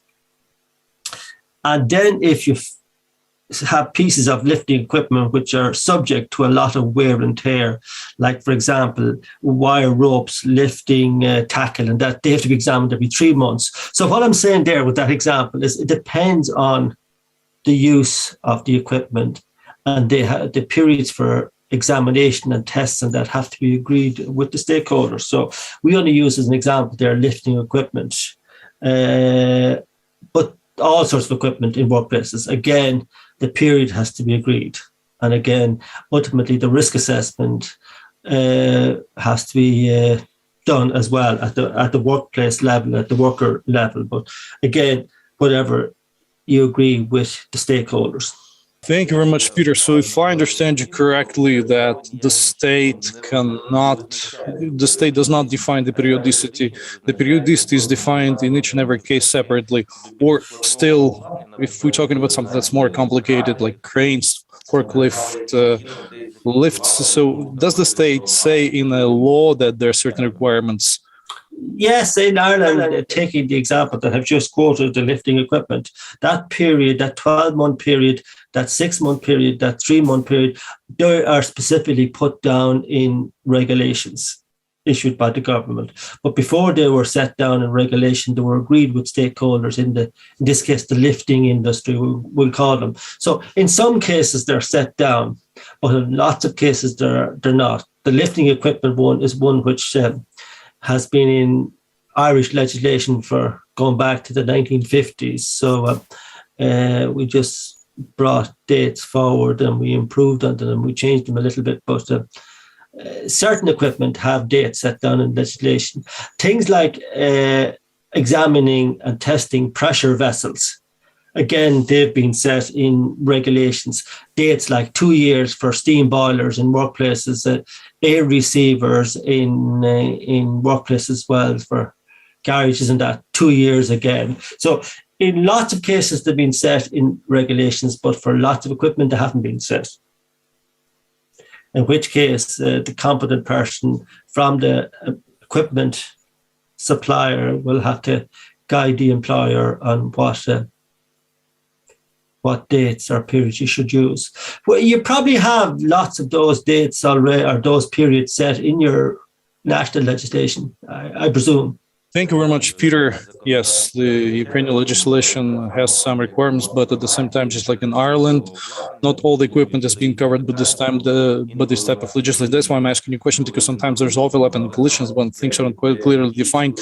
But speaking about lifts and pressure vessels and some other difficult, complicated equipment, this periodicity is clearly defined. Thank you very much for your answer. Let me continue. In your proposals, there's a definition which says that the retention of the results of the examinations for the period of 5 years. How do you define the period of 5 years, and how come it's 5 years? Maybe we should have fewer number of years or more number of years that the results has to be stored. Thank you. Yes, thank you very much for that question. That is not covered by the Use of Work Equipment Directive as such. We put it into the legislation because we felt that companies say, okay, we've got this piece of equipment tested, but if you don't have the records, and it could have been several years ago, well, then how do we know the equipment is still safe? So that period of 5 years was an agreement between the Irish government and the relevant stakeholders when the national legislation was prepared to give effect to the directive itself. I wasn't party to those discussions, but 5 years is what was agreed between all the parties as a reasonable time. You could argue that maybe it should be keep them for 3 years, or keep them for 10 years, or keep them for the full working life of the piece of work equipment. But again, that time frame has to be agreed between yourselves at the government level and the stakeholders. And I think it's important that you put a time scale into the legislation, because it's a period that everybody can work to. Because if you don't put a date in there and you leave it vague, well, then different standards will apply. So I would suggest you start your discussions around the 5 years, but I don't, it's somewhat putting your finger in the air and hoping that it'll work out. It seems reasonable. Thank you very much, Peter. And as of now, I do have some questions, but probably I'd like to give the microphone to my colleagues, because I'm kind of I've been dominating today, but I guess my colleagues also have got something to ask. Volodymyr, would you like to ask something? He just left. Dear colleagues, if you have any questions, go ahead, please. Okay, then so far so good. Then let us continue with the questions on the list. In one of your suggestions, you suggest replacing workstation with workplace. I mean, we've discussed this today to some extent, but maybe you could once again highlight this idea to replace the definitions. Yeah, the term workplace is used throughout the directive itself, and it's a term that's used across most of the EU directives that we have given effect to in Ireland over the years. So it's a term that we're familiar with. Workstation, less so. The only place the term workstation is used in Ireland is to define a VDU workstation. Where I'm talking to you at the moment, I'm talking to you in front of my laptop. I'm at a table. I have a screen, I have a keyboard, I have a keypad, etc. I'm sitting on a computer chair. In Ireland, and under the VDU directive, that workstation is generally known. But we tend to talk, in the case of work equipment, that workplace is perhaps a better term, as I understand it, that workplace applies to all of the area around the piece of work equipment, where the worker walks around the piece of work equipment, how that piece of work equipment is stationed within the workplace in relation to other work equipment. And in the ergonomics and occupational health area, we talk about the workplace, the entirety of the workplace where the worker is stationed. Or the worker is working, maybe not to use the word station again. So the worker is working at the workplace, and when you're doing your risk assessment, you consider the workplace itself. So for that reason, I suggest you define workplace, but you also, if workstation is used extensively in the Ukraine, well, then you probably need to define that as well, that they're slightly different. The workstation is a slightly narrower area within the workplace, if you understand my meaning. Thank you, Peter. Then let's go on. Could you please give us more details on training of workers? What are the qualification requirements to workers who should use work equipment, high-risk work equipment? Because I understand that we have just regular work equipment and more higher risk or more complicated work equipment. So I wonder what are the additional qualification requirements to workers who work with hazardous work equipment? Thank you very much for that question. As you will probably consider in talking about training of required by workers on how to use work equipment safely, it has to be appropriate to the equipment to be used. So as Antonio was saying earlier, it may well be that a 2-hour training course is sufficient in order to be trained on the use of a piece of work equipment that is not very dangerous.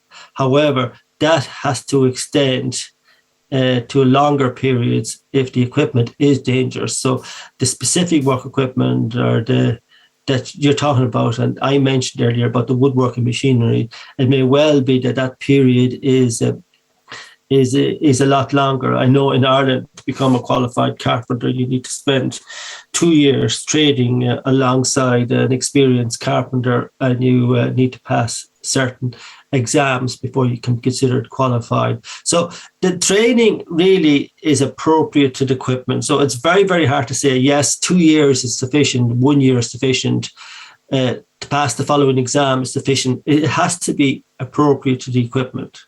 So any training and apprenticeship schemes that you have already available, already in use and agreed with the stakeholders within the Ukraine, they would perhaps be the basis that you would use to determine that people have done sufficient training.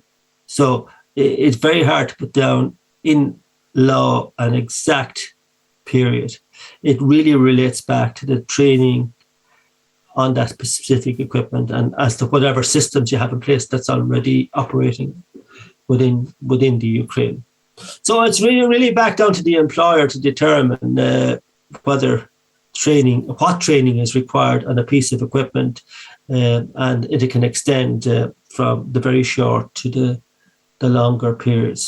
Thank you, Peter. Any other questions so far regarding this last one? It's okay, Alexander.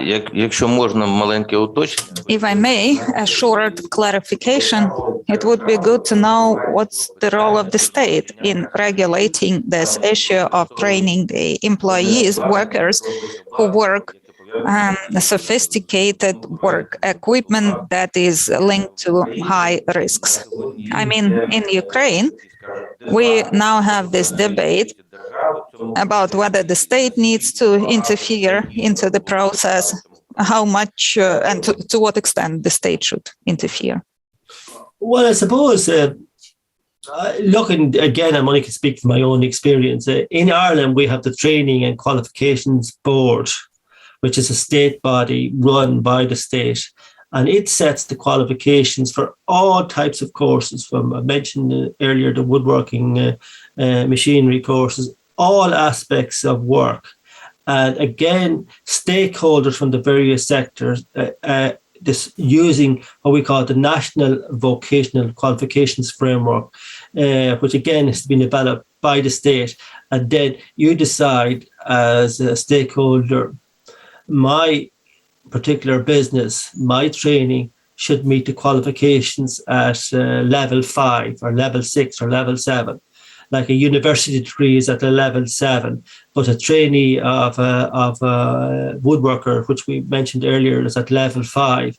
So again, courses have to be developed to meet level 5 qualifications by the industry, agreed with the state, and then that becomes the standard for the sector. So you asked the question, to what extent should the state get involved in it? I think the state has to get involved in it because it sets the standards at a national level for qualifications for various types of work. And then the stakeholders set out the detail, agreed with the state. And then, so all training courses in Ireland, for example, for woodworkers is set at a level 5. And the training is the same, and no matter who provides that training, that's the level they must operate to. And it gets certification from the national training body that allows them to train woodworkers up to level 5. So that's it. So it is, the state has a big involvement in training, of course. Thank you, Peter Claffey. Just to add add a bit on Peter Claffey's response. As you know, according to the EU directive, the obligation of the employers to give training to the workers and information on OSH has to be accompanied with the country policies in order to ensure its feasibility, because the employers are not specialists on OSH. So the state cannot lay down an obligation on the employer and don't give the employers the means to comply with it. So obviously the state has to ensure not necessarily giving the training itself, but but it has to do it anyway. And as happens in Ireland, for example, Portugal has an institute of training and labor, and of course it promotes the reskill of workers, the professional training of workers in order to improve their employability, in order to trigger transitions from unemployment to employment, etc. And there are specific courses also on OSH, and they are certified. And this institute is also engaged on the recognition, the mutual recognition of qualifications between EU citizens and from the Portugal when they go abroad, and from EU citizens that come to live in Portugal, etc. But what I want to focus on is that the state has much more than providing the training itself. It has to arrange to build the system in which first you promote the training of OSH experts, you promote the training of trainers, you promote the certification of the OSH experts which are trained, you promote the certification of training entities to provide trainings on OSH, etc., etc. So the responsibility of the state on this issue, I would say, would be more of organizing the system itself. Yeah. Because but not to provide the training. Not providing the training themselves. There are much better people to train, to give those trainings. The state should be a facilitator, sort of. So to set the standards for training across all areas. Exactly. Define the curricula, for example. It has to have this, and the training institutions has to meet these requirements. Have to have an area of X, have to have, I don't know how many trainers in each area, has to, and then certifies the training institutions. And ensure that if the training institution is certified and complies with the curricula of the trainings, that training institution is kind of subcontracted or is kind of entrusted with the power to issue the certificates that verifies or certifies that knowledge. And of course, there will be always an entity that verifies that these training entities maintain their requirements in order to provide trainings and are able to issue the certificates or transfer the information about the success or unsuccess of the trainees to a state authority that will issue the certificates. The possibilities are immense, but no matter how is the configuration of the system of training on OSH, the state has the obligation to set it up and to facilitate it, to promote its functioning, because otherwise you implement the OSH directives, but then you don't have any OSH experts that make it happen on the workplace. So that would be my thought on this. Yeah, and even taking the OSH training as your example, within Ireland, and I'm sure you have across Europe as well, trainers and manual handling. There's a whole scheme for training on manual handling, first aid training, OSH professionals themselves. There's a whole regime there for training as well. So you get it across the board. Okay, thank you so much, Peter. I wonder if you have a comment, okay? Because I need to give the floor to the guys online because we have 3 questions to address. Постараюсь швидко. I'll try to be fast because it's worth predicting. Speaking about the trainings and international experience and international qualifications, certifications, it all should be considered to avoid the case when we create our own entity and stop recognizing the already existing training programs that are out there in the world, because we've got to recognize that we're kind of lagging behind the world. The world is ahead of us, and first we need to train our trainers in the first place, send them abroad, and then we need to recognize our trainers who trained abroad. We need to recognize their skills and qualifications. We need to foresee it in agreements in our legislation, I guess. We are in a global world, and we should ensure that our qualifications are recognized recognized everywhere. And that is why, for example, in EU, we have a directive on qualifications in order to ensure that the qualification of any EU citizen is accepted in another member state. So, and that is very important. And of course, we cannot define one of the worries of the state when defining this system of training is, of course, to benefit from the ones that already are trained and to recognize their qualifications in order to help to promote the dissemination of that knowledge to the others. That's obvious. So thank you so much, Olga. So we have 3 questions for you, Peter, from our colleagues online.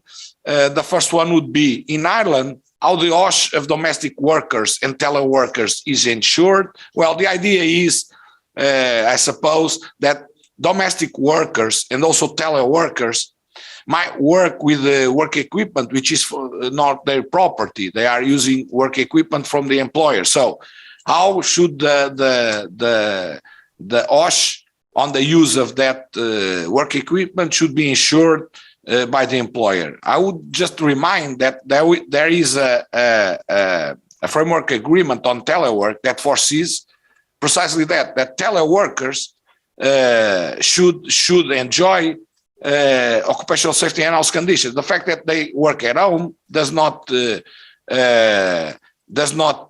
free the employer from his obligations regarding the OSH of teleworkers or domestic workers. So there is the first question for Peter Claffey. The second one, let me give you the 3, and then we will go through them.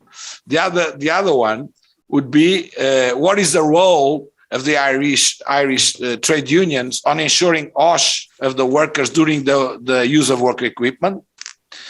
I think this question is linked with the specificity of Ukraine, in which trade unions have OSH inspectors at the workplaces, and they have some kind of autonomy in order to represent the workers regarding the employer when it comes to occupational safety and health issues. So they have powers to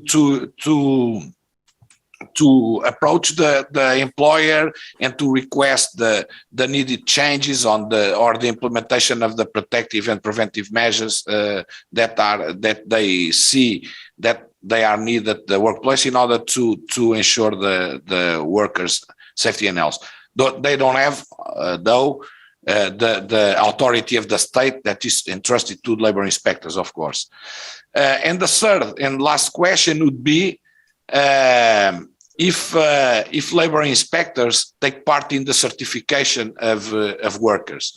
And that is also linked to a particularity in Ukraine, in which the SLS labor inspectors intervene on the evaluation of the trainees on OSH. So these are the 3 questions for now.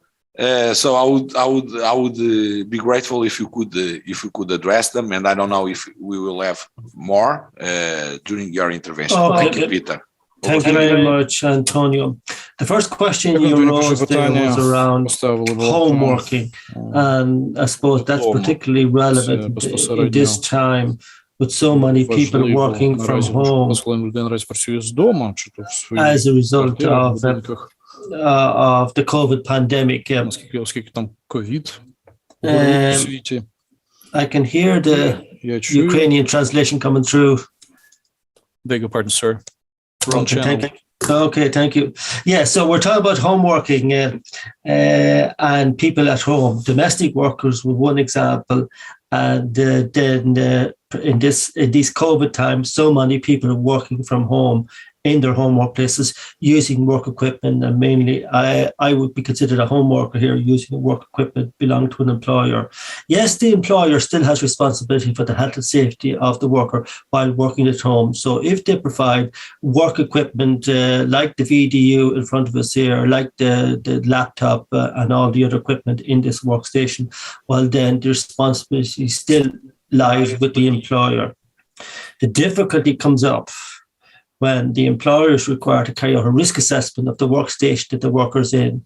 They can only come into the home, domestic dwelling, with the permission of the worker themselves. So that is a difficulty, and there's been a lot of discussion around that here in Ireland. And all the health and safety authorities said, well, the responsibility still lies with the employer to carry out that assessment. The difficulty of getting into the domestic workstation and going to everybody's home to inspect, particularly during the COVID lockdown periods, was not impossible. I know organisations do carry out risk assessments online. For example, when I worked with the Health and Safety Authority up to the end of June last year, or this year, the occupational health nurse inspected my workstation from the laptop that I'm talking to you on now. So that's as far as it went. So a lot of that online risk assessment is being carried out. In the case of the domestic worker working in somebody's home, well then the same risk assessment requirements apply. The person employing that person to do the work must make sure that the workplace is safe. And it clearly rests with the person responsible for the domestic workplace. We came up then with the second question, which talked about the role of the trade unions and the role, particularly around work equipment checks, etc. In Ireland, we don't have, the only provision we have in Ireland where the worker gets involved in aspects of safety is when they are nominated by their colleagues as a safety representative. Now, that safety representative role, which is to do with worker participation in the health and safety prevention role in the workplace, that is not a trade union role as such. I know in some countries across Europe they have that role, that a trade union representative can go into the workplace and look at work equipment and advise employees on issues, health and safety issues around work equipment, but that doesn't apply in Ireland. The only role is the safety representative role, and the safety representative, if they've been selected by their work colleagues, can go around the workplace and carry out investigations of accidents, and they can carry out inspections of all aspects of work, including work equipment. So it's the safety representative role, which is a sort of a non-trade union role. The last question was around the certification of workers by labour inspectors. If labour inspectors participate on the evaluation of the trainees prior to... Yes, I have it now. The answer to that question is no. We talked earlier about the setting down the standards at national level on training, and depending on the nature of the work to be done in the workplace, you might be at a different level of training. But the labour inspectors don't get involved at reviewing the training of workers at the workplace level. They don't examine the workers. They don't test the workers under any aspect of training. The only area that might come into effect is, say, for example, you're working on a construction site. Every manual worker on a construction site must pass a training course on health and safety called Safe Pass training. And so the inspector might ask the employer, have all your workers been trained under Safe Pass program? If so, show me the certificates. That's all they would do, but they wouldn't get involved in checking to see that they comply with the training, only to have the certification. That's as far as I think it goes. And that applies across all aspects. That is very curious. I didn't know that practice. Can you tell me who defines that curricula of that Safe Pass training on OSH? Yeah, again, every worker has to do it, right? Before every he worker starts. Good. Exactly. And originally, this training program was drawn up by my organization, the Health and Safety Authority.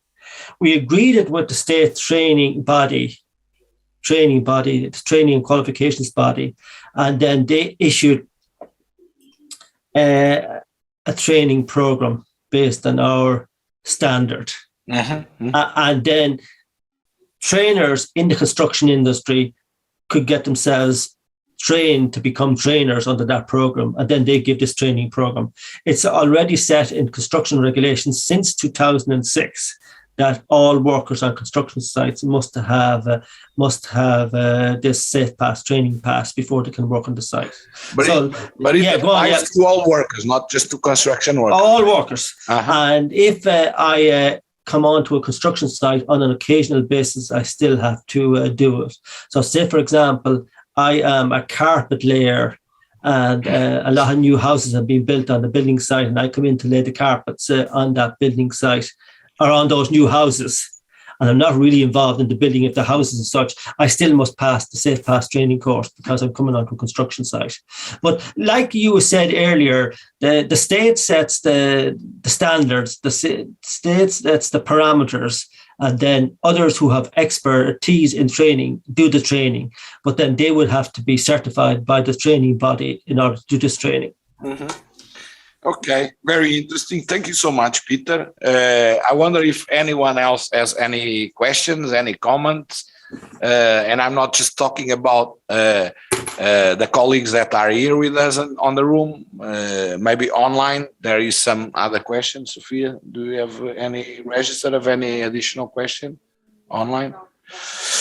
Okay, guys. So we are approaching the end of this workshop. I would like to invite our speaker on the workshop of tomorrow on the minimum safety and health requirements for the use of personal protective equipment, Manuel Roche, which is online with us.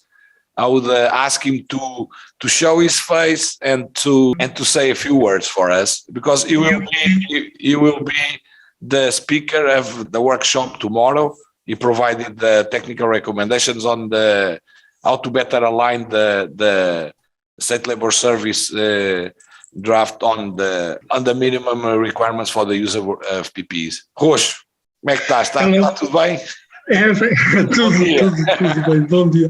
Good morning, everybody. Thank you for your intervention today, because I saw what I'm expecting to do tomorrow. So I think there are good news. The interest is important. So I hope I can meet your expectations tomorrow. Thank you. Okay, it was a pleasure to see you. I'm sorry for not bringing you again to Kiev. I know you love Ukraine. Well, we have to pass a rain check to our international experts to have the chance to meet us here in Kiev in a future occasion. So I would like to ask you to fill in the evaluation questionnaire of this workshop. It is really important to us because it will help us to improve in the future. It is anonymous, so don't worry about it. For our colleagues that are watching us online, and we have, I suppose, can you put here? We still have 45 resistants. I'm asking you, please do fill in the online questionnaire. Sophia Letven already put the link on the chat, so please help us do better in the future. I would like to thank Peter Cleffy for not only for their very, very good technical recommendations, but also for his intervention here today. and for his kindness and well disposition. And I hope that I will have the chance to have a beer with him in Temple Bar one of these days in Dublin. So thank you so much, everybody, for joining us. Thank you, Antonio. We hope to see you all tomorrow at 10. Roshu a bit earlier, just to check the equipment. And I wish you all a very nice day. And well, be happy. Take care. Thank you very much. Goodbye. Bye-bye. Thank you so much. Bye-bye. Take care. Okay, bye-bye, till tomorrow. Adeus, Roxo. Até amanhã. Adeus, até amanhã. Um abraço. Adeus, Sofia.